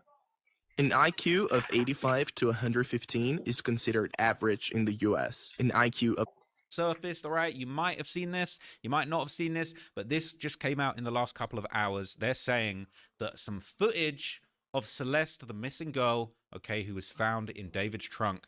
There is a 2-minute piece of footage that's floating around now that basically says there's a video of her having a massive screaming match with her neighbors months after she went missing. And this has been circulating on TMZ, okay, and it just goes to show, people are saying this might show another side of her. So look, without further ado, let's just look at the content and then let's just see, let's actually see what people are reacting to it. But yeah, this just came out on TMZ. TMZ are doing a hell of a job with all of the reporting. They're documenting everything, okay, they're going deep, all right, and I feel like TMZ is doing a good public service for the people by documenting and archiving all of this evidence. I'm going to do a bit more of a longer breakdown about some of the ethics of this reporting because a lot of people have been saying it's wrong, you shouldn't be covering this, you shouldn't be documenting this, but at the same time, this is a massive story in the public interest, and when there's been huge trials in the past, with the OJ trial, these things, the Diddy trial, it's important that journalists, independent media hold celebrities and people accused of heinous crimes to account, because otherwise things do get swept under the rug. So I don't think there's anything wrong with what's going on. But let's see this clip that TMZ have posted of Celeste allegedly having a screaming match with her neighbors, and let's try and work out what this means for the wider implications of the case. All the way up to the end? Right there. I'll tell you where that. See that door right there? Number 2, not that. Number 2 right there. Let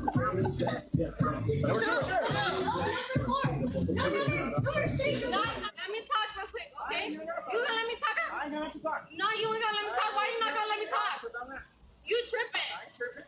Nah, you tripping. How about you ain't tripping? You gonna let a woman talk? Alright, I'm not gonna let your woman talk. Why is she over here?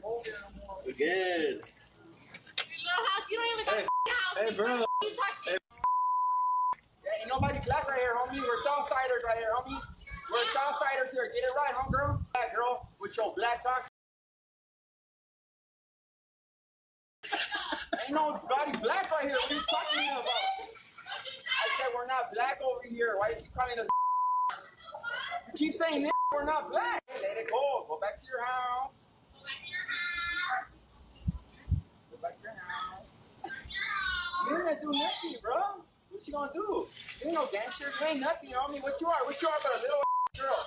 What you but a little girl? What you gonna do? What you gonna do? What are you gonna do? You need to go home. Seriously. I'm not Mexican.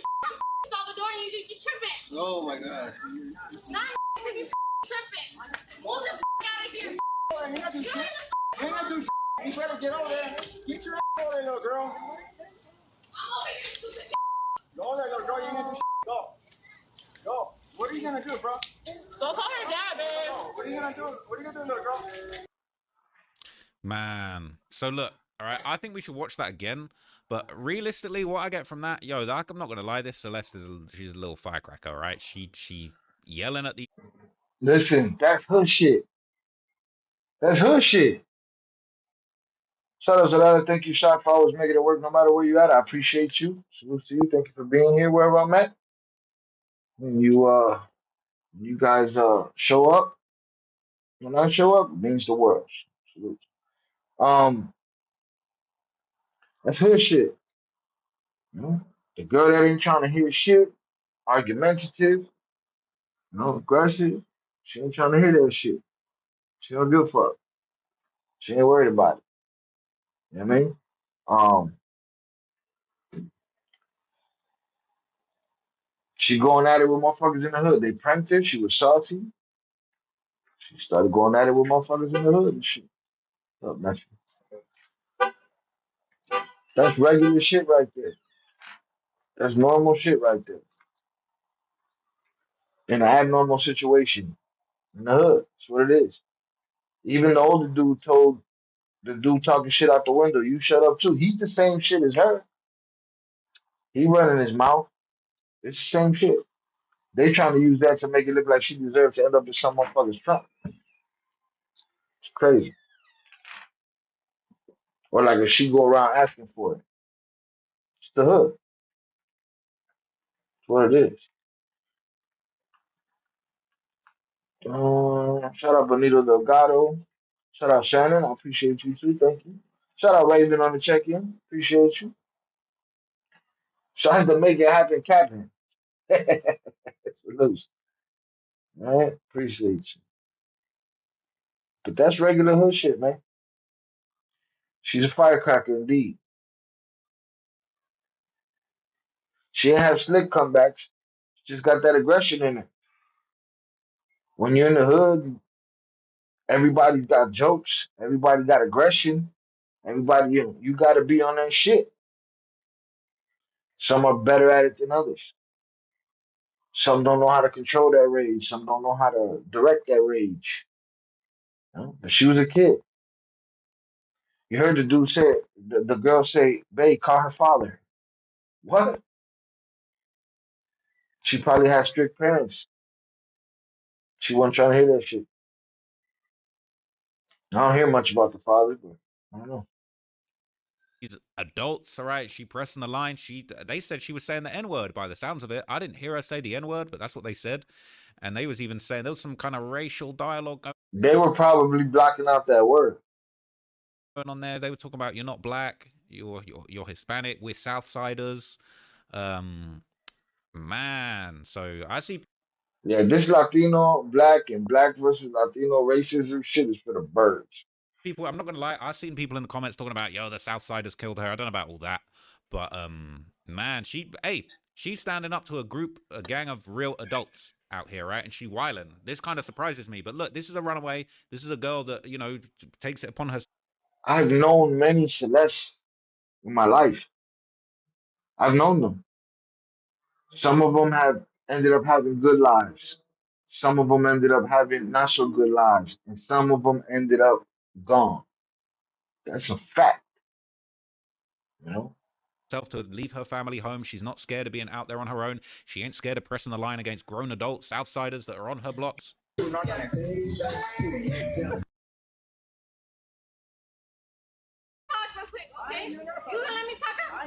She's saying, let me talk real quick. You ain't gonna let me talk? And he's like, I ain't gonna let you talk, bro. What are you talking about? No, you ain't gonna let me talk. Why you not gonna let me talk? You tripping. Nah, you tripping. Why you not gonna let me talk? You tripping. He just said, why are you not going to let you talk? Because I'm not. I thought for a second he might have said because I'm Mexican, but no, he just said because I'm not, I think. Let me talk. You tripping. Nah, you tripping. How about you ain't tripping? You gonna let a woman talk? All right, I'm not gonna let your woman talk. Why is she over here? So they're saying, why are you over here? She's saying you're not going to let a woman talk? They're like, nah, we ain't going to let you talk. They're saying, why are you over here? Again. Hey, bro. Hey, bro. I think she said little house. You ain't even got a house. And I think she called him the N-word. I ain't going to lie. That's what it sounded like. Hey, bro. Domino's Best Deal Ever is back. Get any hand-tossed pan, thin crust, or New York-style pizza with any toppings for just... Domino's Philly cheesesteak pizza. Thank me later. Hey, bro. So I think she said, you ain't even, you little house, you ain't even got a house, N-word. Let me talk to you. Ain't nobody black right here, homie. And then the guy said, ain't nobody black right here, homie. Shut up, Shannon. I don't think she's drunk. Shannon said she sounds drunk. Yeah, I don't think she's drunk. She sounds how little angry girls in the hood sound. Hit the like button if you have yet to do so, y'all. We not on the desktop. We outside tonight, but we got it all. We got it all worked out over here. We got the camera. We got the screencast. We good. This is the first time I see a video. Can you see her face clearly? Nah, not really. Outsiders right here, homie. We're Southsiders right here. They're saying we're Southsiders right here, homie. Get it right, homegirl. Get it right, homegirl. Shut up with your black talking. Shut up. So they're saying, shut up with your black talking because she's calling them the N-word. She's saying, ain't nobody even black out here. We're Southsiders, bro. Shut up with your black talking. Now, I'm not condoning that, but that's what they're saying to her. They're having a big argument. You talking like you black, girl, with your black talking.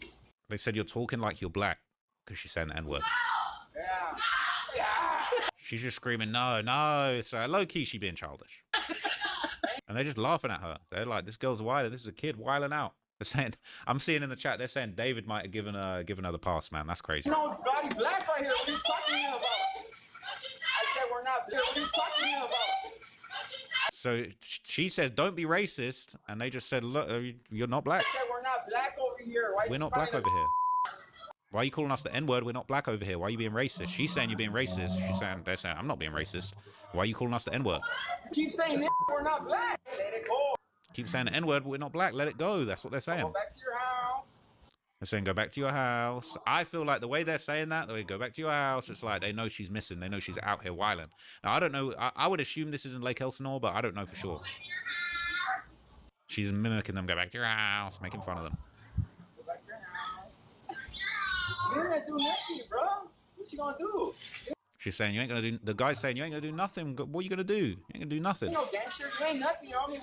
She's saying, you ain't no, the guy's saying, you ain't no gangster. You ain't nothing, homie. What you are but a little girl. What you are, you're just a little ass girl. You but a little girl. What you gonna do? What you gonna do? What are you gonna do? You need to go home. Seriously. I'm not Mexican. They're saying you need to go home, seriously. So I think they know she's missing. They're saying you need to go back to your home. And then she says, I'm not Mexican, I'm El Salvadorian. There ain't no shit about her missing. They're on some get your ass out of here. Why are you here? But they could know. I guess it's possible. She being what she is, a kid. Yeah, that's it. She's a kid in the hood. That's Oh it. my god.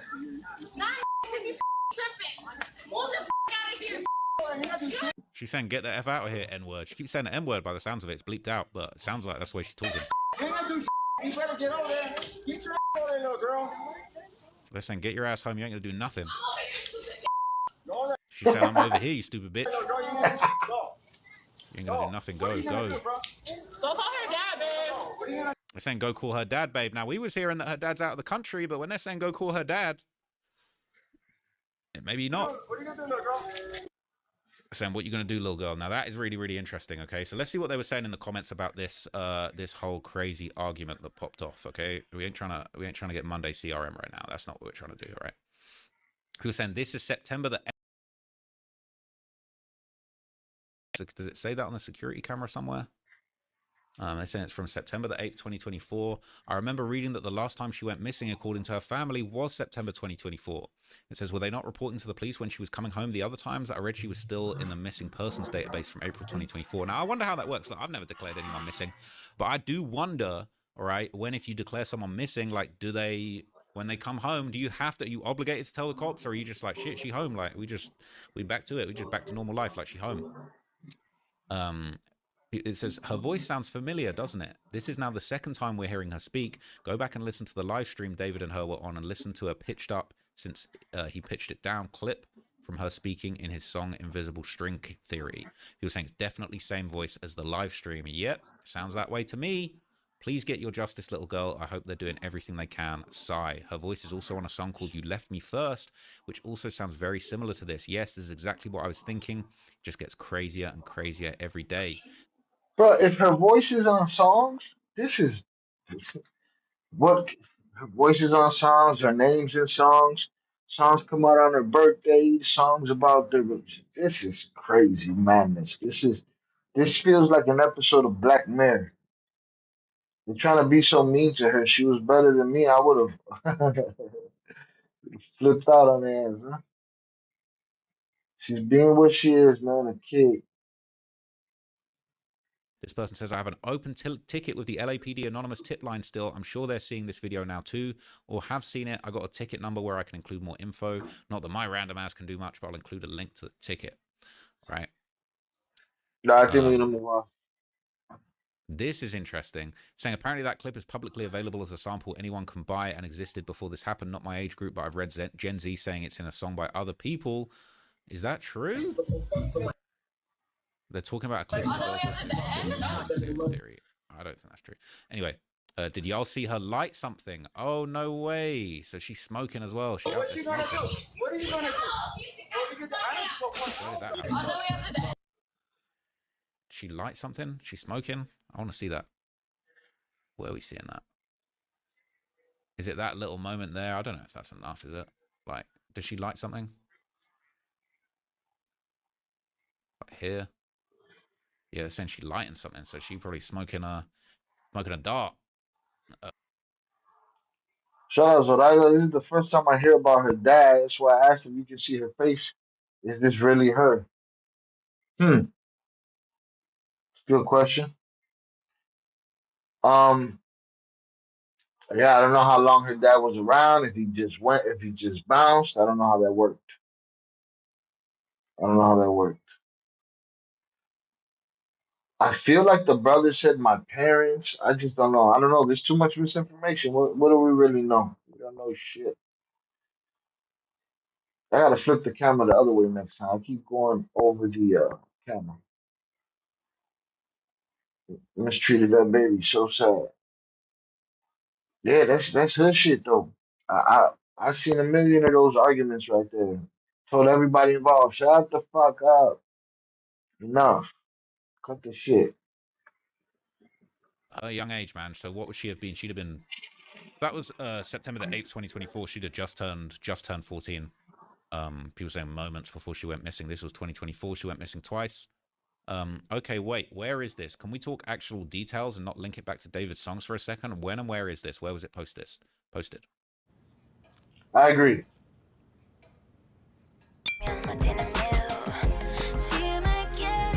Where was it posted? So this is taken from the I believe she had a stepdad. Okay. It's not what you know, it's who you know. The dude has money and is plugged up in Hollywood. That's why he's still out. Diddy would have been charged with everything they initially tried putting on him if he didn't have money. I don't know, Velez. The money didn't make those people lie on the stand. I mean, in a sense that it did, but their story didn't corroborate. The shit didn't work. For everything, had they nailed their prosecution, they didn't. They caught people in lies. So I think if he had him having money, it had nothing to do with that part. That's just humanity. Motherfuckers lie, man. Um, as far as this kid having influence, and I don't even know that he's that big of a star, like huge like that to have that pull. And maybe this investigation is ongoing, and maybe they're trying to nail him for everything. I just don't know, man. Now I do know that there can be influence in the media and that TMZ shit can be true. That behind closed doors, Harvey allegedly looking out for his boy. Ain't no public defender gonna put that much work into defending someone if they ain't making money. Yeah, I just don't understand what you're getting at. I feel like you're saying Diddy would have been guilty of everything if he didn't have no money. But if a bunch of people can't prove what you did, then I don't know where the money matters. Hit that like button, y'all, if you have yet to do so. Salutes. This I want to get to this part right here that he's talking about because they finally off the song and somebody's like, "Where's this at? What happened?" TMZ website about it. It says that Celeste Rivas went home to visit her family in Lake Elsinore, California, 1 year before her body was found. That's what this new video of her arguing with her parents' neighbors seems to show. The video obtained by TMZ was recorded by a Nest camera on September the 8th, 2024, months after Celeste had been reported missing, and neighbors say it shows her going off on a family over a prank. In the clip, a family sits outside their apartment building listening to music when Celeste starts yelling and accusing one of the kids of ding-dong ditching her parents' home. While the nighttime vid isn't super clear, we're told the neighbors recognized the girl as Celeste because they'd seen her face on missing posters that went up in the area in April 2024. Celeste's high-pitched screams cut through the air as she confronts the family with swear words and perhaps a racial slur peppering her tirade. You can hear a man yell back that he isn't even black and therefore she shouldn't call him the N-word. After this confrontation, we're told the neighbor's boyfriend went to... That's interesting, all right? If he was around in September 20... What ain't working? The TTS ain't working? 2024. One neighbor told us when Celeste was reported missing in April, her family walked around with those posters, and when neighboring families saw Celeste that night, they just assumed she was found and everything was fine. The date of the video, September 8th, is notable as that would have been the day. That's why I was here so late. I was testing. Let me see something. Let me put y'all on in the background real quick. That's what I was testing earlier because there's a certain sequence of how I have to turn on the TTS in order for it to work, and sometimes it works and sometimes it doesn't when I have this system moving the way I have this system moving at the moment. So give me a second. Let me see. Let me see what's popping over here and if it'll play. All right.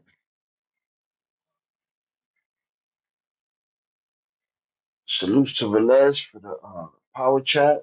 Give me 1 sec. I'm gonna try to make this bitch ring out.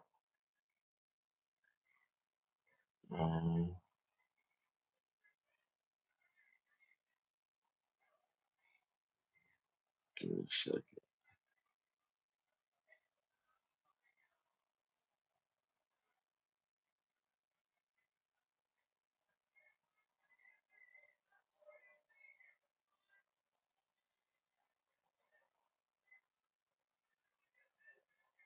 Hold on. I'm just trying to check something out here. Let's go back here. What's that?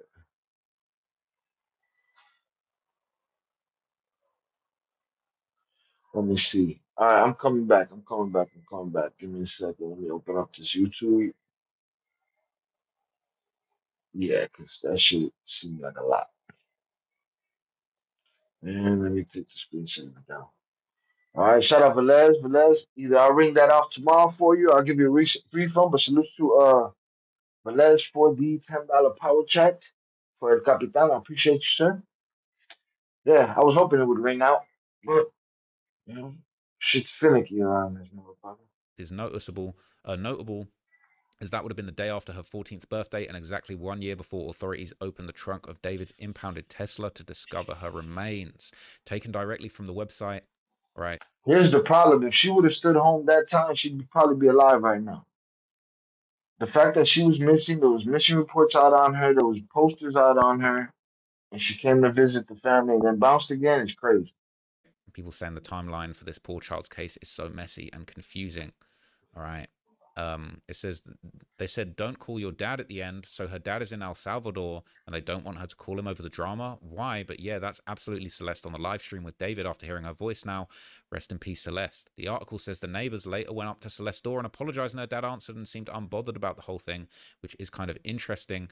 See, who's saying that? How do they know that? The article says, the neighbors later went up to Celeste's door to apologize, and the dad seemed unbothered about the whole thing. It's kind of Right, did they interesting. send Celeste to go and confront the neighbors instead of an adult? See, now that is She probably talks crazy to him too. confusing. Dad or stepdad, I don't know, but Celeste sounds drunk as hell in this video. Interesting. Look, somebody right there agrees with Shannon that Shorty sounds drunk. I just think she sounds like a shorty. I don't know. Maybe I'm not listening hard enough. Again, I got both earbuds in because this shit lowered it on me using this system. Send Celeste to go and confront the neighbors instead of an adult? See, now that is confusing. Dad or stepdad, I don't know, but Celeste sounds drunk as hell in this video. He was saying, yes, she sounds very drunk. I hear that too, like she's slurring her words. It's been reported that the dad doesn't live in the country, maybe stepdad. So many conflicting Yeah, we're good. We're reports. getting back to the weeds over here, so we're gonna move on. Shout out Velez, don't do this. We're gonna mess with the system. I appreciate you, shit, with the live stream. Shout out Raven. Well, it's money and race, or Diddy will be out like Trump. Yeah, man, they was out to get that motherfucker. They did him the dirty. Again, should he pay for the shit that he's done? Yes. Should he get fucked over to do it? If he can get fucked over, we can get fucked over. Just what it is. All right, let me get to the next video on this.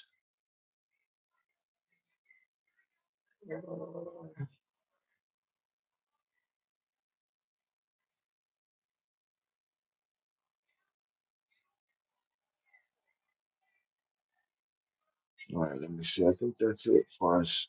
I think we're caught up. Again, they hold on. Let me turn this on first. More evidence connects David to victim. Let's do this. 22 hours. Look, if you're over 48 and can't work because of your health, there's a real easy way to see if you can. All right, so I've got a few more little updates and bits of analysis for you guys regarding the David situation. The internet detectives are still working, even though the evidence is kind of, running dry, and the backstory information, we kind of seen everything at this point. But there's still a lot of talk going on. There's still a lot of confirmation or denials of certain pieces of evidence. And I want to just go over some of this stuff with you guys today for full disclosure, because realistically, this far, we have just been trying to cover everything and just keep you guys up to date with any new developments, any new conversations that have been going on around this case. And what's really interesting is there's been some really interesting conversations that have been going around on the subreddit, Celeste Rivas Hernandez, essentially talking about people trying to, all the way back when the song released in 2024, there was this song, really a skit on one of David's projects called You Left Me First, and it's been, it's been widely believed that the voice on the skit is actually Celeste herself. And what's really interesting is somebody's resurfaced these comments and analysis all the way back from 2024 when the skit actually dropped in the David subreddit, with people trying to work out who this was in the call and who actually was being sampled on the track. So these are some of those comments. I'll take a look now. It says, who's the voice at the end of You Left Me First? Someone commented, and this is 152 days ago, most likely his ex-girlfriend. They were together for a good while in 2024 until she went off the grid. Honestly, I don't care about no more clues, to tell the truth. And music and all of that shit. I'm sorry. I already have what I need to know as far as them being together. All the song shit and all the crying, they can miss me with that. That isn't evidence as far as I'm concerned. So let's move on to the next one,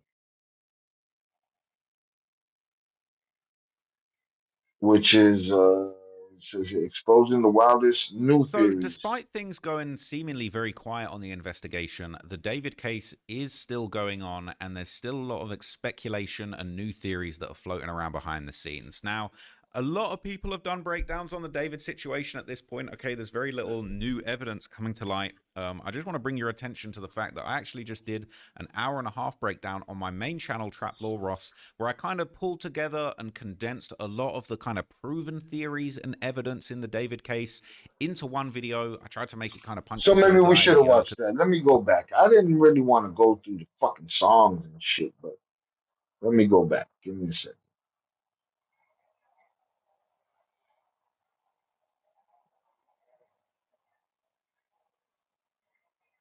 We'll go back. All right, so I've got a few more little updates and bits of analysis for you guys regarding the David situation. The internet detectives are still working, even though the evidence is kind of, running dry. And interesting is somebody's resurfaced these comments and analysis all the way back from. It says, "Who's the voice at the end of You Left Me First?" Someone commented, and this is 152 days ago. Most likely his ex-girlfriend. They were together for a good while in 2024 until she went off the grid and deleted all her socials. Update for my replies, Yay Woohoo 7 was indeed Celeste, and my first few replies were wrong. Rest in peace, Celeste Rivas Hernandez.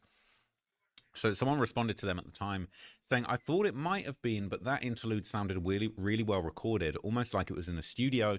So I don't know if it was just a random video of them or if he got a random girl to record the lines with him. And this person says, just seen in an interview, he said it was a real conversation, but he had to re-record it because of copyright stuff and having someone else's voice in a song. So yeah, you're right, it was in the studio. And people keep going back and forth. And more people have flocked back to this post and added more up-to-date comments. Says, I know the news about Celeste, but the girl I'm talking about isn't her. A comment is deleted. And this same person says, the person it was based off, but again, back to my first comment. I sped him up a little bit, y'all, so we get through this shit quicker. And it truly could be about Celeste, as he never actually confirmed who it was about, but the girl I'm originally talking about isn't her. This person says, now this is questionable. Saying, no, most likely not. She would always repost stuff about being a drug addict and being a bad. Welcome to Menlandia, where men can be dudes and dudes can be men. I can do anything. Bad person in relationships. She stayed out of the spotlight and never showed her face when they were together anyway, so I assume the breakup just took a huge toll on her well-being and she decided to quit socials. And then it says, so did this girlfriend happen to be the girl Celeste that went missing in 2024 that they found in his trunk? And they say, no, again, most likely a different girl. Her username on Instagram was YayWoohoo7 or something, while Celeste has a different handle. I've spoken to a few people, and they've all said that those are two separate people. And then somebody is commenting, we already saw that, and someone said, I'm pretty sure they were the same person. She changed from YayWoohoo7 to Hello Kitty Life Girl. She also had a Hello Kitty necklace when she went missing, R.I.P. Celeste. And it says, yeah, I found that out a couple hours ago. It's also crazy. May she rest in peace and get the justice she deserves. And then this person asked, why did you delete your comment? You said she went off the grid in 2024, that she deleted all her social media. That's probably how long? And then I assume they go on to say something about her being missing during that time. And then people are saying there's confusion here because people speculate they had a fake breakup. This has been talked about many times thus far. This was around the time when David probably had her scrub all of her social media accounts.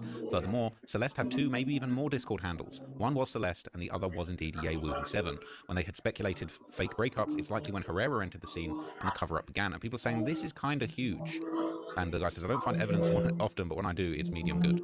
People are saying make a screen recording of this, send it to law enforcement.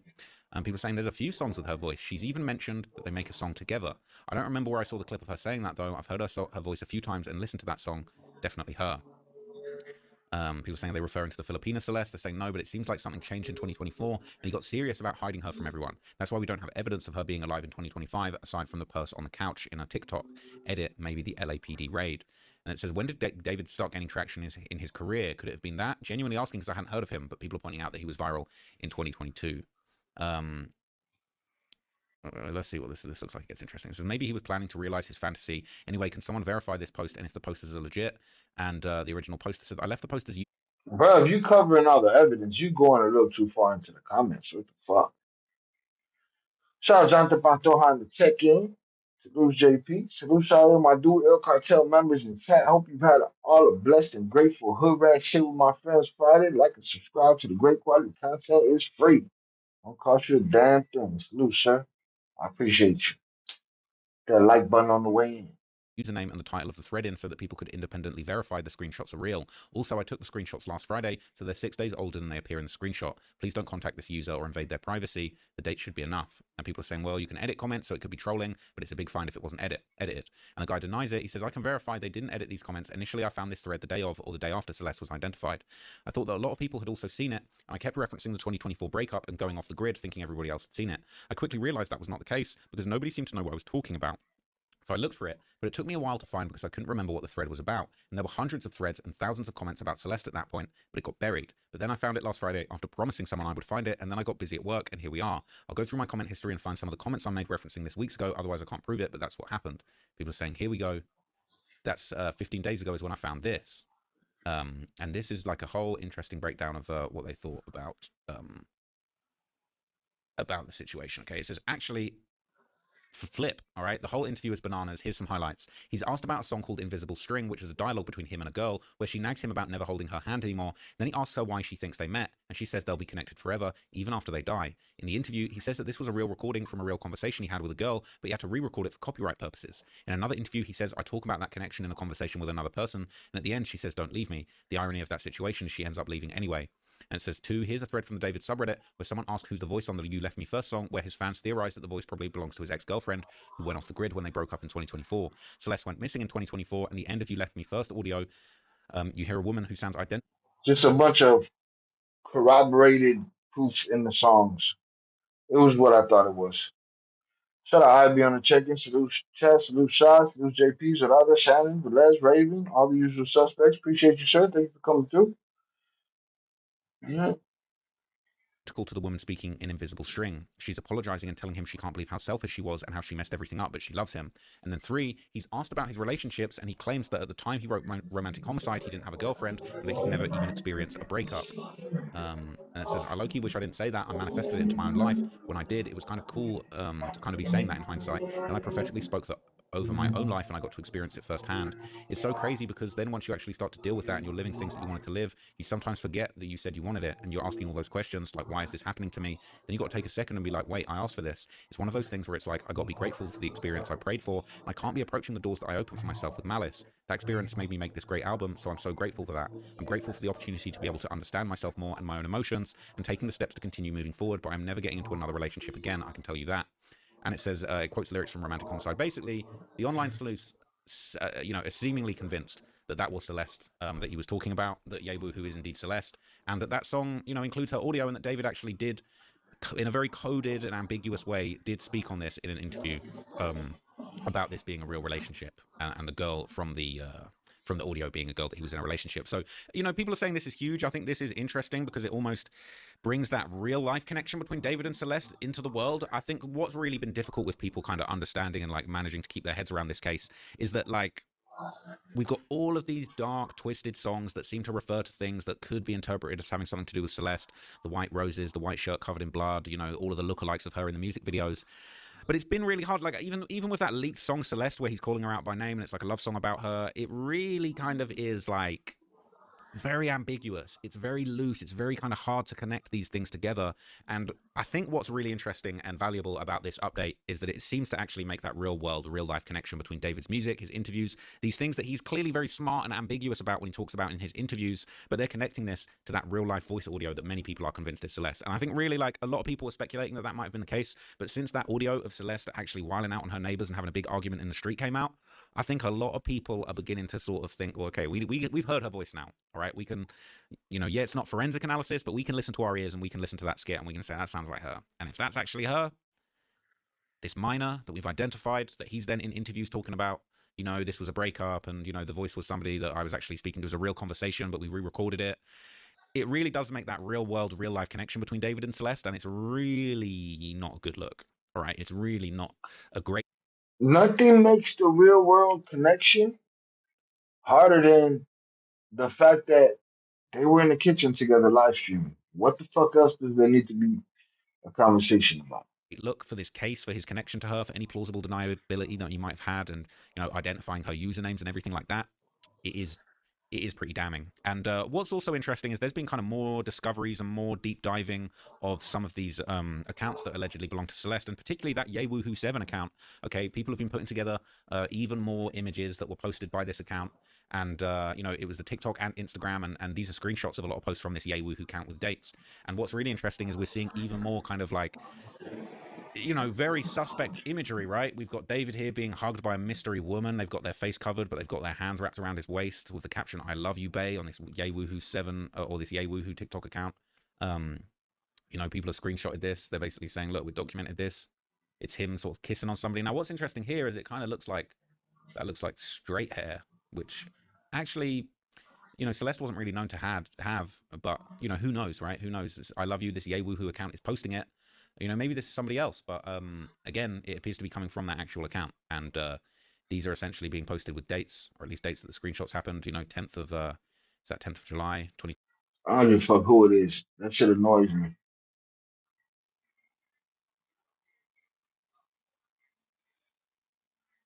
Shout out to y'all. Appreciate y'all. 24. I'm not gonna lie, this doesn't look like her, but maybe it's a friend. Maybe they're all in the car traveling around together and she's reposting it. But you know, that is David. He's got the signature star sticker on his head, and this account is posting these things. And this image was a big one, you know. So let's see if there's any. You can't really see a sleeve or anything in these, but you know, this image was a big one. You know, this allegedly is, you know, an engagement ring. That's the ring finger. Somebody, Hello Kitty Life Girl, which everybody is saying is Celeste's account, out for some smoothies or some drinks with David, and showing off an engagement ring. And you know, there's all these rumors, people saying, yeah, he was waiting until she was 18 to get married. It's really, it's not a good look. It's making this real life, real world connection. And you know, you even see this, the Hello Kitty phone case, just these little details, a Hello Kitty heart there. What's weird is this is just a straight up raw screenshot, rather than an actual TikTok post. But you know, people are digging up all these things. They're connecting him. Oh, that's really interesting. I didn't notice that. I see people talking about this. So I just noticed people in the comments that noticed on, I think, this picture, that this is a massive hickey on his neck. Which, if you don't know, that's when, you know, you're getting busy with your girl and she sucks on your neck until you get these like blood kind of blisters there. It's like, that's like some real high school. Bro, you gotta explain the whole shit. First love type stuff, man. And to see him, you know, at his big age with a hickey on his neck is interesting, and people have been noticing that. People did also notice the girl's hair looks so straight. I wonder if it's Celeste or another girl he was toying with. Also, the girl is wearing long eyelashes and has way too much light skin to be compared with Celeste. So she had red curly hair and lashes in one of the photos with him. As for her skin, she probably looks different in the sunlight, depending on whether she has a tan.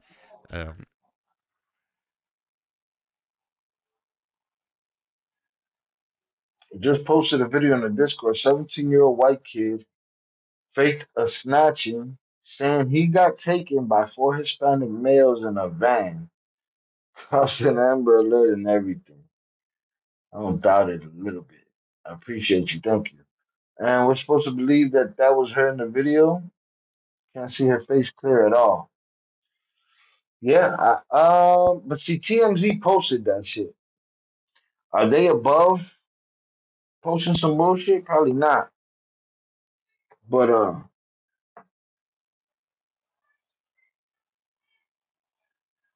I think the only way to compare the two voices really is to compare her talking on that live stream and to compare her on that video. But yeah, I can't really see her face. Ross explained the whole hickey, dog. He broke it all the way down. You know what I mean? It's crazy. Having girly hair myself, the straight hair, I think I meant to say curly. The red hair looks like someone with curly hair that straightened it. Now look, okay. I want to get into that story. I don't know if we're gonna have time for it today, but I want to bookmark that shit because I want to talk about that. People are trying to point out the difference in the complexion, you know, with the Latina skin tone, how that means. What's with every social media page that Celeste has being private? People are wondering if he was controlling her. If she wasn't this private, we could have found so many clues. Her accounts are either deleted or private. But people are really trying to pull up everything they possibly can. Now, this is interesting. It says Celeste did have red hair at one point, and women can straighten their hair. Skin tone checks out with other videos. People are saying, can you remove the emojis? You can see her tattoo on the finger in the wedding ring pic. Pretty sure it's been clocked. You know, there's a lot of stuff that some of this stuff is circulated already, but essentially, you know, people have just poured over the social media history. They're saying you can see the tattoo on her finger. You can't see it too well, but I guess, is that the Shush tattoo or the David tattoo? But yeah, so people are noticing all kinds of new connections. You know, they're connecting that skit to David's actual album and to these actual pictures. And it just continues to build this very damning picture. So yeah, I mean, there's still more stuff going around. I'm seeing more people defending David. I'm seeing that, you know, the Discord, a new Discord that looks at David leaks is getting taken down. The last thing that I want to show you that I thought was interesting, okay, is, and I don't know how serious this actually is, but people are posting this, legit or fake. A jeweler claims that he saw David with Celeste and she was high at the time. It said this was uploaded like a day or two after she was identified. I'm not sure if I can believe it, but the comments are telling the guy to go to the police if it's real. Hopefully he did. If so, it just makes it seem like he may have given her drugs. I'd still be inclined to believe it, even if this guy's a clout chaser because she was a child. But what do you guys think? So if we pull this up, let's see what the dude was saying. You may know, a body was recently found dismembered in a Tesla belonging to David, a popular singer. Today, the body was identified as 15-year-old Celeste Rivas Hernandez. Right when the picture went public of Celeste, I instantly recognized her from 2024 in April when her and David came together to a jewelry shop I used to work at. I remember this moment so vividly because when they came in, there was something off about Celeste. She was very high, and she was with David, who I recognize because he's a popular singer, but she was very obviously younger than him, and she was very out of it. I was helping her out with jewelry and she was all over the place. So that situation really stuck Blink, in my brain, and I motherfucker. really remembered her face. So when her picture was released to the public, I instantly recognized her as the girl that was with David. And the fact that she was found in his trunk, dismembered, is just unbelievably sad and horrific, and my heart just goes. This could just be any non-blinking asshole on the internet. He don't have to have never met her, nothing. He put the phone down, fucking finally blinked and laughed with his friends and shit. Quite possible. To the family and her friends and everybody who's affected by her death. But there is a lot of questions around this and a lot of unanswered questions. So please find answers. So unfortunately, it is likely that this helps David. It's an interesting fact. I think that it does add more fuel to this fire on the theory that, you know, maybe he was controlling her, maybe he was, you know, allowing her to use substances, maybe he was, you know, potentially using that as a way to control her behavior. But ultimately, you know, He said, why does it sound like you're really in the mothership? Man, we in a cave today, bro. It be like that. I'm in where I'm at. I said I needed the walls to reflect the light. Give and take around here. You know, doing doing the video with my video. It's a lot. Yeah. So my apologies for the. I thought it would sound better with this mic, but I think it's because I'm enclosed here. I only got one open wall over here, so my bad. if the toxicology report comes back and she had any kind of, you know, drugs or substances in her system, who knows? An argument could be made that maybe she overdosed, maybe she was taking drugs by her own free will, even though she's a child and she can't really sign up for those things. If she was out getting her hands on alcohol through her own devices and consuming it to excess, who knows what could have happened? So, And you know, who knows? She quite possibly could have been drunk the way Shannon said, the way that commenter said too. like this do actually work in David's defense. You know, whether or not you're happy about that is another question. But just more and more evidence is coming out to link David to this situation, and it just keeps looking worse and worse. But as I covered in my last video, There's no innocence out here. He did something. He did a bunch of shit. Get to the bottom of it. All right, let's go back to that to the next video, which I think is the last one there.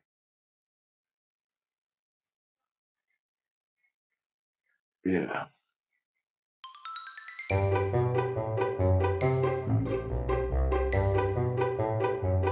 So, despite things going seemingly very quiet on the investigation, the David case is still going on, and there's still a lot of speculation and new theories that are floating around behind the scenes. Now, a lot of people have done breakdowns.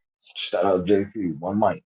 On the David situation at this point, okay, there's very little new evidence coming to light. I just want to bring your attention to the fact that I actually just did an hour-and-a-half breakdown on my main channel, Trap Law Ross, where I kind of pulled together and condensed a lot of the kind of proven theories and evidence in the David case into one video. I tried to make it kind of punchy for you guys, you know, could have gone 3-4 hours, but I feel like this actually is just really focused on all of the facts of the case and just everything that we could find, everything that we could prove. And it's a really interesting video. So if you want to get more backstory, if you want to get kind of, you know, a much more complete look at this story in one go and kind of David's backstory and everything that led up to this incident, I would definitely recommend that you go and check that video out.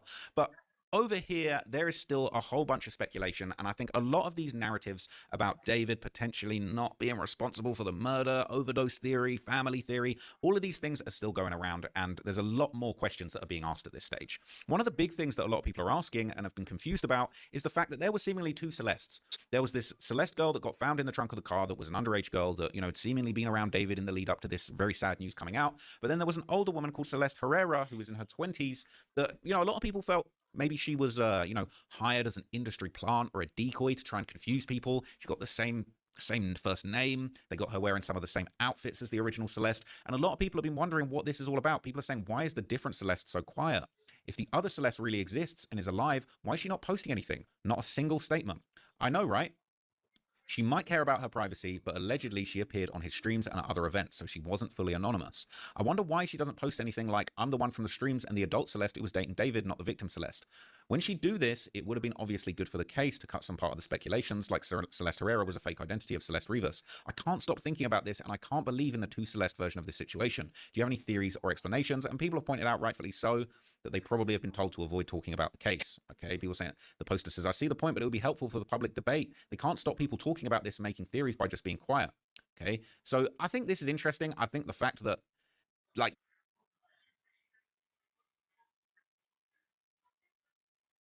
Damn, this chat it moves fast. I can't even manipulate it. I think I saw 30 check-in, salute to 30. Shut up, Raven. That's why she wanted to be with him so she could drink and do rugs. Stuff her mom wouldn't let her do. That's why kids run away. They want to play grown and get taken advantage of in the end. Facts. Absolutely. I agree. I agree.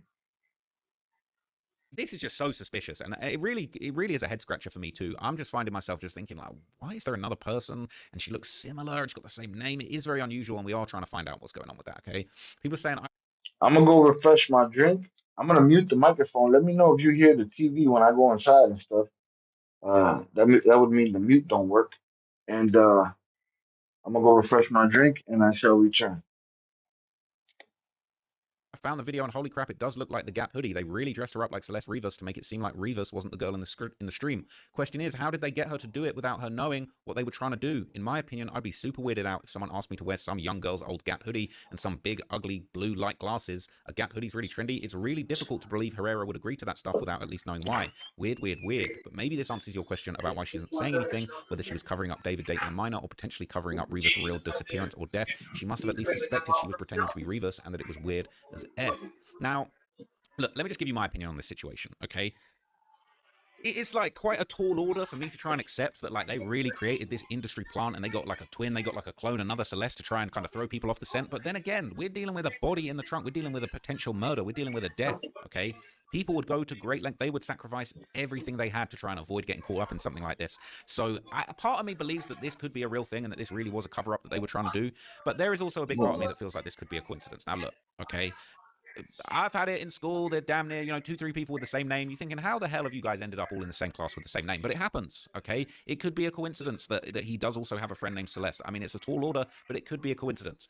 They produced a lot of those Gap hoodies. Now, I know it is very sus. They got her wearing the same hoodie, and it's just like, bruh, it's the hoodie from the missing poster. But I do personally feel like that could be a coincidence. It could just be another Gap hoodie. Hella people wearing Gap hoodies.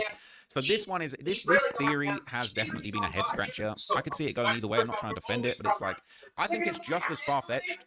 It's just as coincidental. It's just as likely in real life that really it was just a coincidence that he had a friend that looked similar with the same name, also wearing a very common Gap hoodie. Like, I could believe that just as much as I could believe that it's cover-up, because that's just like a whole crazy thing that's very unlikely, but so is this being a coincidence. So this one's a head scratcher, and I really am excited to hear from this Celeste Herrera. I think at some point, no doubt she'll speak out.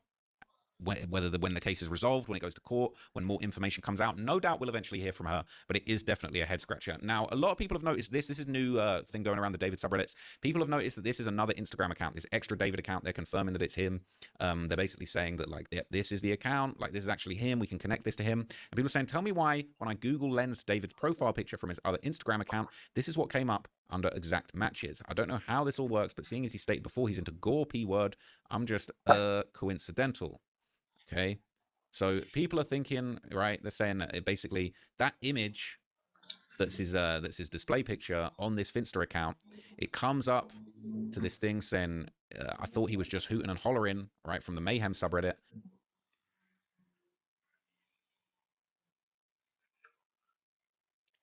Was there any lives this week, or is this the first one? This is the first.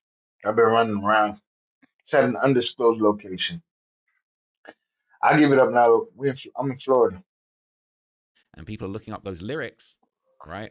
They're looking up, post on Mayhem of other lyrics that they've got, all about corpses, all about... When I went inside, was my mic muted or was bullshit? Guts and, necro lust and all this weird stuff. Your stinking corpse I desired, nothing can take me higher. Another super weird coincidence, all right? People are saying Mayhem has nothing to do with gore P-word. They're a black metal band. A lot of you guys need to expand your listening palette. If a black metal band with lyrics like this is shocking to you, Cannibal Corpse, which is death metal, would give you a heart attack. But this is also a popular meme. I've seen it all over TikTok. This has been a reach for me, okay? But again, people are just...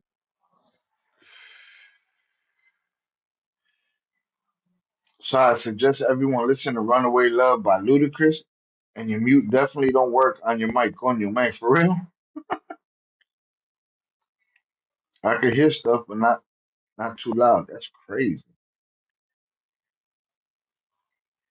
Well, that didn't work. So like right now,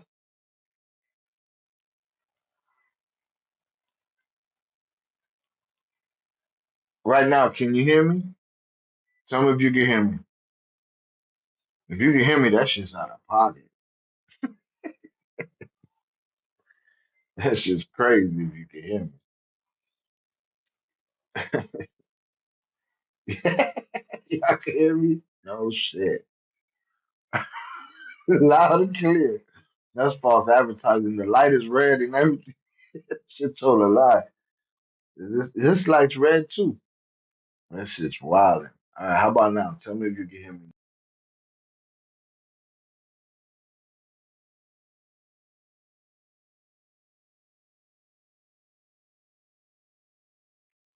That is the dumbest shit I ever seen in my life. Lesson learned around this motherfucker, boy. All right. Imagínate, I'd have gone to the bathroom or something. Jesus, the fuck is going on? Put him in a fucking bathroom. Noticing these like weird little connections and these weird little things that just this Oh, David guy was just so into all of this. back to JP's comment. Runaway love. I always knew that Ludacris had the kind of pen that could write a real deep song, but it was all party shit. And when it finally happened, it was Runaway Love, and he got a Grammy for it. Great song, real shit. That mute is some bullshit. Rest in peace, Chucky Team Gone. Dark demonic stuff. Okay. And another aspect that I think relates to that is the fact that a lot of people have been asking what happened when David was 11 to get him removed from school. People saying, does anyone know what happened to David when he was 11? Why was he removed from school? What did he do that meant he had to be kept away from other kids and socializing normally? Does anyone know anyone he went to school with? His mother is an educator and his father a litigation consultant. He clearly knows the technicalities of the law. Was he taught how to get away with criminal activity? Can anyone fill in the gaps in his history? Since we've rinsed Celeste, let's broaden the investigations. Now, people are saying, did he have a song where he said he was dealing with drugs in 2016 and he was in the back of a police car? That would make him 11. Now, look, I don't personally believe that, okay? He says he did say that in one song something about what I did in 2016 when he was 11.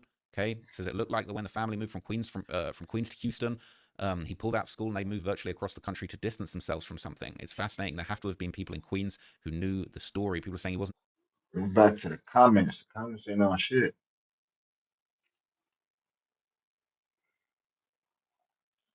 I think the Trump administration must have bought the same joints. They keep getting caught on hot mics. You ain't hear me do shit but get a glass of water and a sliver of a crumble cookie. His mom said he was hearing voices. He was hearing crying in his fucking head. So you buying some orange man mics? Yeah, evidently. That's what happened. They keep getting caught on a hot mic and shit. Yeah. Listen, my shit is still red over here. My shit's supposed to be muted. I don't even know why I got it on green. Why it even matters. I don't even know if the noise cancellation works now. But I think it's because I'm on this setup that I'm doing here. How you gonna be a rapper with litigation consultant for a dad? See, like you can hear that bike, but what if I hit this? How about now? Still hear that bike?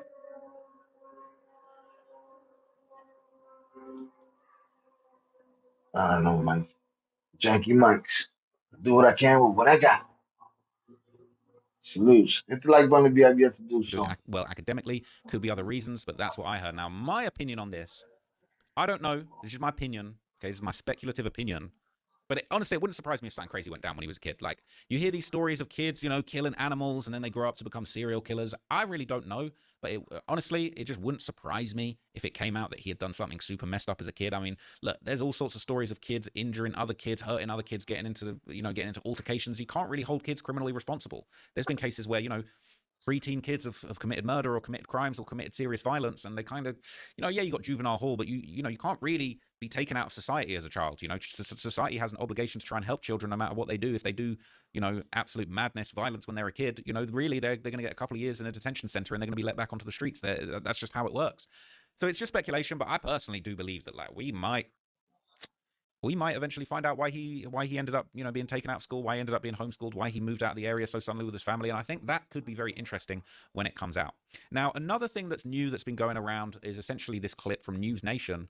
And they've basically allegedly spoken to a lot of students at Celeste school. And apparently there's a student who did tell them that Celeste would tell her and a few people in the class about her being in the relationship with David, as well as showing photos of David to them. So no doubt, I don't blame the kids for not, ringing the alarm bell sooner, but it does seem like the students in that school actually did know a lot of what was going on. And as for Celeste's family, with whom she clearly had a strained relationship, they are all. That's what that don't snitch shit gets you. A bunch of kids that don't want to say what's happening. They shouldn't have known anyway. My face is covered up right now.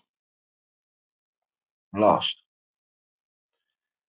Should I be a hot take from Ross? Oh, I missed it. I'm just trying to follow the chat, so I don't know what he said. Means to animals and fire started behavior. Yeah, AKA he was fucking wilding. Or I don't know if that's true.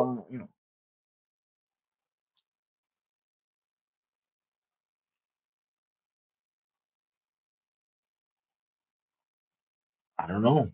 My face is covered with what? Oh yeah, sometimes it is when I put this thing up. Yeah, but I take that shit down. Should be all right.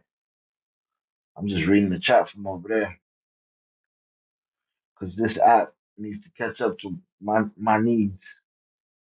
That's why he still hasn't spoken. He has that legal advice at home. Yeah, and a lawyer that's plugged with people in high places. Someone gifted me 2 free weeks of Nitro. Can that help you? With what? With what we're doing right now? No. Uh, Nitro will make the Discord fun for y'all though. So I think you can put that on the Discord. You a wrench? Yep. Let's get it. Also nowhere to be found. But her former classmates and other students and students' parents in Lake Elsinore speak of a girl who had few, if any, close friends, except for one. And we now know that she didn't keep that one friend much of a secret. So we talked to a student that went to school with Celeste, and she did confirm that Celeste showed a few classmates photos of her and David. She said that she was in a relationship with the singer David, and she wasn't shy about telling the few people in this classroom that she had a relationship with David, and even showed photos of him. Now, this is the little bit of information that we've actually been able to get, and we have talked to over 100 students. We have asked them if they knew Celeste, if they've seen Celeste. A lot of the students have confirmed they went to middle school with Celeste, they knew of Celeste, they heard she went missing. A lot of people said, I remember her beautiful curls, but out of all of those people, nobody, besides the one thing I just said, nobody really knew Celeste. They just didn't know her personally. Even the parents, a couple of the parents would see her, but nobody knew her family, nobody knew her personally that we've talked to that were at the school. So it does sound like, some people, a few select people knew at the school, knew what was going on, and people are saying no matter how she died, this particular fact needs to not be swept under the rug. Scream it from the rooftops that he was dating a child. And that's the fact. What was she doing on that live stream? She left this planet underage. He had her on the stream. It's mad evidence of them knowing each other. It's enough. Those are two things that are known to be connected to the dark triangle. Those two things is that I lost it. Hit the like button if you have yet to do so, y'all. And this is interesting, right? Because I think as they put dating, okay, it's not even likely. It's absolutely, I want to say 100%, but maybe I can't even say 100%. I feel like it's 99% likely, in my opinion, that David is going to deny being involved with Celeste romantically. He has to. He has to. It's an impossibility that he would admit to dating this child. It's just not possible. It's just not within the realms of possibility. It's not within the realms. I mean, unless he ends up catching a charge and just goes full plead guilty and admits the whole thing, which again I think is extremely unlikely. There is no world in which this guy is going to admit to have been in a relationship with this kid. But as we're hearing from this news clip, It sounds like she was in her school, according to classmates, telling them that she was in an actual relationship with this grown man. And that is going to be damning. That testimony might end up coming up in court if this does end up going to trial, if this does end up resulting in a charge. We still don't know at this stage. But I think that that is a really interesting point. Because even though we've got all of these pictures of them seemingly together, it looks like her engagement ring, all of these things, we can't still really prove. They don't really prove that, you know, intimacy happened. Yeah, there's the screenshots of the messages. And I'm not trying to defend David here, but just because I could screenshot. Listen, all right, okay, I ain't gonna say too much, right? But I could write a text to somebody and say, "Yo, like, I don't know who's the hot." Like, I could write a text message to somebody saying, "Yo, I smashed Taylor Swift. It was so good, man. It was just so, man. It was just, oh man, I felt like I was swimming with dolphins in there. Shit was fire. The box was fire." And I could post that screenshot and be like, "Look, proof." Trap Law Ross smashed Taylor Swift. It don't really mean, it does not prove it. It doesn't really do anything. So, Oh, shout out to this. She said link the hat. What you mean, this hat? Yeah, I wouldn't know. I don't even remember where I got it. Got a socks one too. Salute to them. I appreciate you. I'm missing chat, but I can't maneuver the chat. I can't scroll it or nothing. I gotta go with what I can see.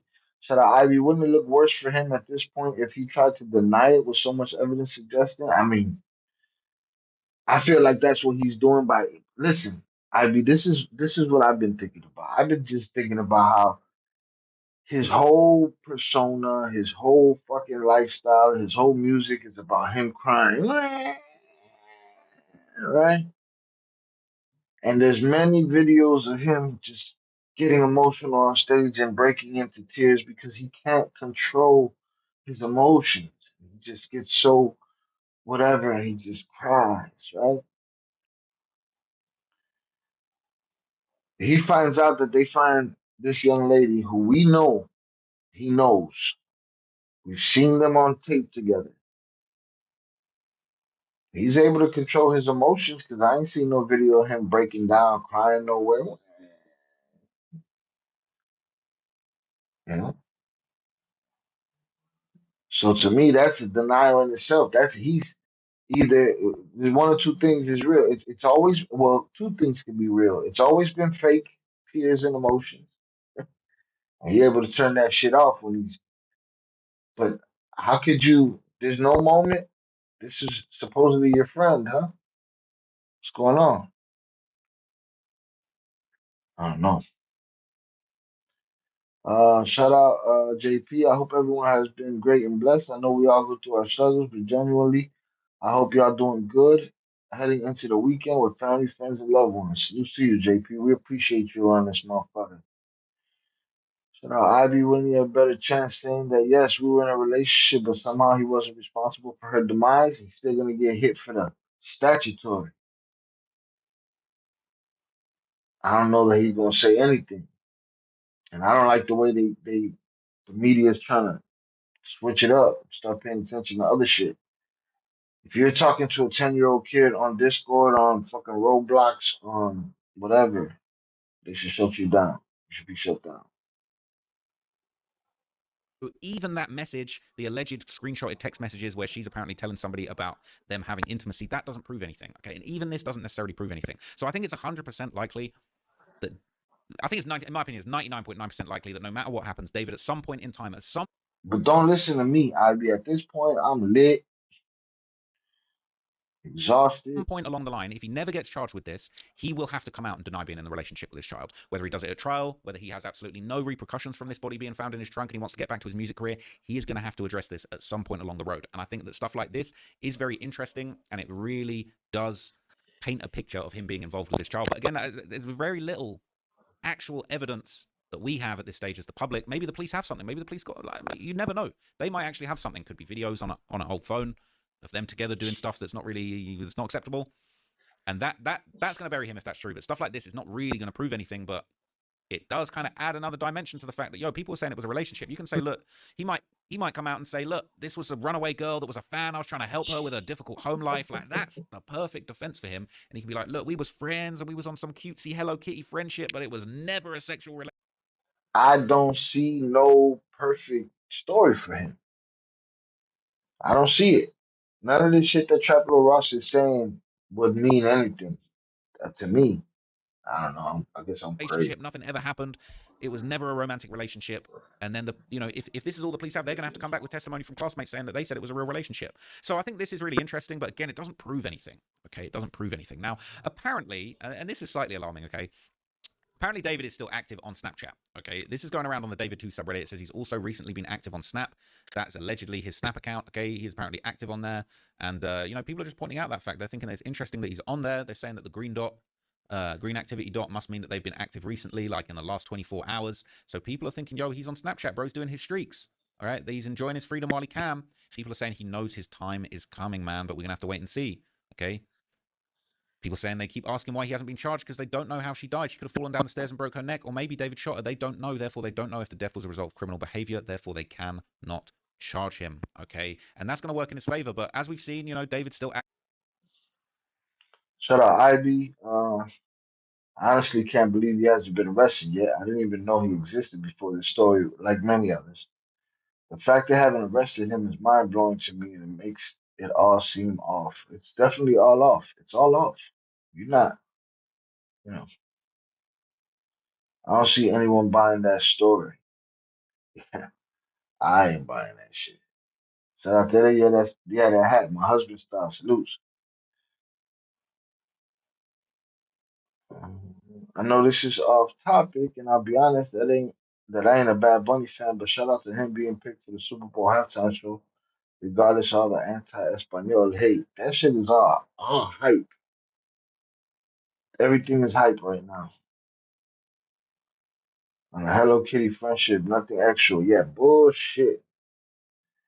Bullshit. Oh, she was a troubled kid, needed my help. No. Let's move the bullshit. Shout out Velez. He says, I'm sorry, I can't see the comment no more. He said, saca la bolsita. He said, saca la bolsita para cargar pilas. Let me knock this down. He's on Fortnite, he's on Snapchat, he's doing all sorts of he's doing side quests right now. And it is crazy, but at the end of the day, it does sound like the police ain't got nothing at this stage strong enough to arrest him. Clearly, that's factual. Otherwise, he would have been arrested. Now, another thing that I've seen that I did actually think was very interesting was this post a couple of days ago. Okay, so people were pointing this out. It says on February the 13th, David posted on Instagram a series of photos of him making bloodstained shirts. Look at the black tarp used underneath of them. Not sure if it's the same material, but it definitely qualifies as a unique material, and police apparently said a unique material was used to wrap up the body. Now, this is super interesting. Now, again, we can't prove it. It's not absolutely definitive, but this black tarpaulin, which ironically, it looks like he has purchased this black tarpaulin specifically to lay out on his beautiful floor at his $20,000 a month Hollywood mansion to put fake bloodstains on these shirts so that he can wear them on stage. I don't know if he's selling these as merch. But it's interesting, right? Because it's like, yeah, you're using that tarpaulin to make sure you don't get fake blood on your nice things, but that is the same thing that you would do as if you were actually dealing with real blood, if you were actually trying not to leave evidence behind or anything like that. Now, I'm not saying definitely that it is the same tarpaulin used on the body, but people are pointing out that it looks similar to the tarpaulin used. Now, for the record, you can't see any, you can't see the body in this photo. It's unclear whether the body is even still there or whether it was removed from this tarpaulin before the picture was taken. But this black material, it does look similar. Now, you're not seeing those rings around the edges of them as you're seeing in these earlier pictures. You can see these rings around the edges. So who knows if it's the same one? It's definitely the same color. It looks like it could be a similar texture. But I do think that, if it turned out that this was the same material used, that would definitely paint quite a damning picture. But again, I think what's really tough about this case is there's all these little interesting clues, but it's like, and this isn't. Yeah, this shit is too crazy. Feels like they were all spit about generative AI, large language models. I missed the rest of that comment. Trump's gonna have ICE at the Super Bowl. I believe. I don't know. I feel like that shit picks up steam from the internet. Somebody on the internet says we should put ICE over there, and then they say, yeah, they're gonna put ICE over there, and then it just goes on. And then when the president hears it, he says, yeah, we're gonna put ICE over there. I think we're living in a hype situation here. It's like I don't know. We're in a simulation. ICE equals Palantir. Un poco de la bolsita, una coquita, y va a estar 100 el compa. Now, relax, bro. Hey, I'm surprised I pulled off a 3-hour stream like this. I'm probably too loud. I'm outside. This shit's 1:30 in the morning. I'm about to get out of here. Defense. But it's like everything just seems to just fall a little bit short of being able to connect these things to David. You know, you got a girl that looks a bit like her. You got a photo of David with a girl, but she's got her face covered by a handbag. You got the handbag in the house. There's so much stuff that looks so damning. If only it was just a little bit more substantial. If only there was just a little bit more connection. If only there was just a little bit more proof to tie to it. But no doubt, I wonder if the detectives are facing the same thing. They're saying, bro, we got so much information. It's just not quite enough. We're just not, like, we just can't quite connect. Like, it's just not possible. So I feel like that is actually super interesting. You know, there's more and more of this stuff that's going around. And a lot of people have been kind of exploring this theory of an overdose. I think there are some people that, I don't think people want to see David, you know, skate if he did have something to do with this. But I actually feel like so many people are just trying to make an understanding of like, okay, if the police really haven't got in there and made an arrest, there's got to be something more to this. There's got to be like, maybe there is actually a good reason why they've not made an arrest. Maybe there actually is an alternative explanation. And if we did get that from the police or from David or from any of that, I think that would really change the narrative. It would change how people are talking about this case. But right now we got nothing. So everybody is digging deep into these speculations. And the OD story is definitely one of the ones that people are kind of putting a lot of their kind of energy into. This is the speculation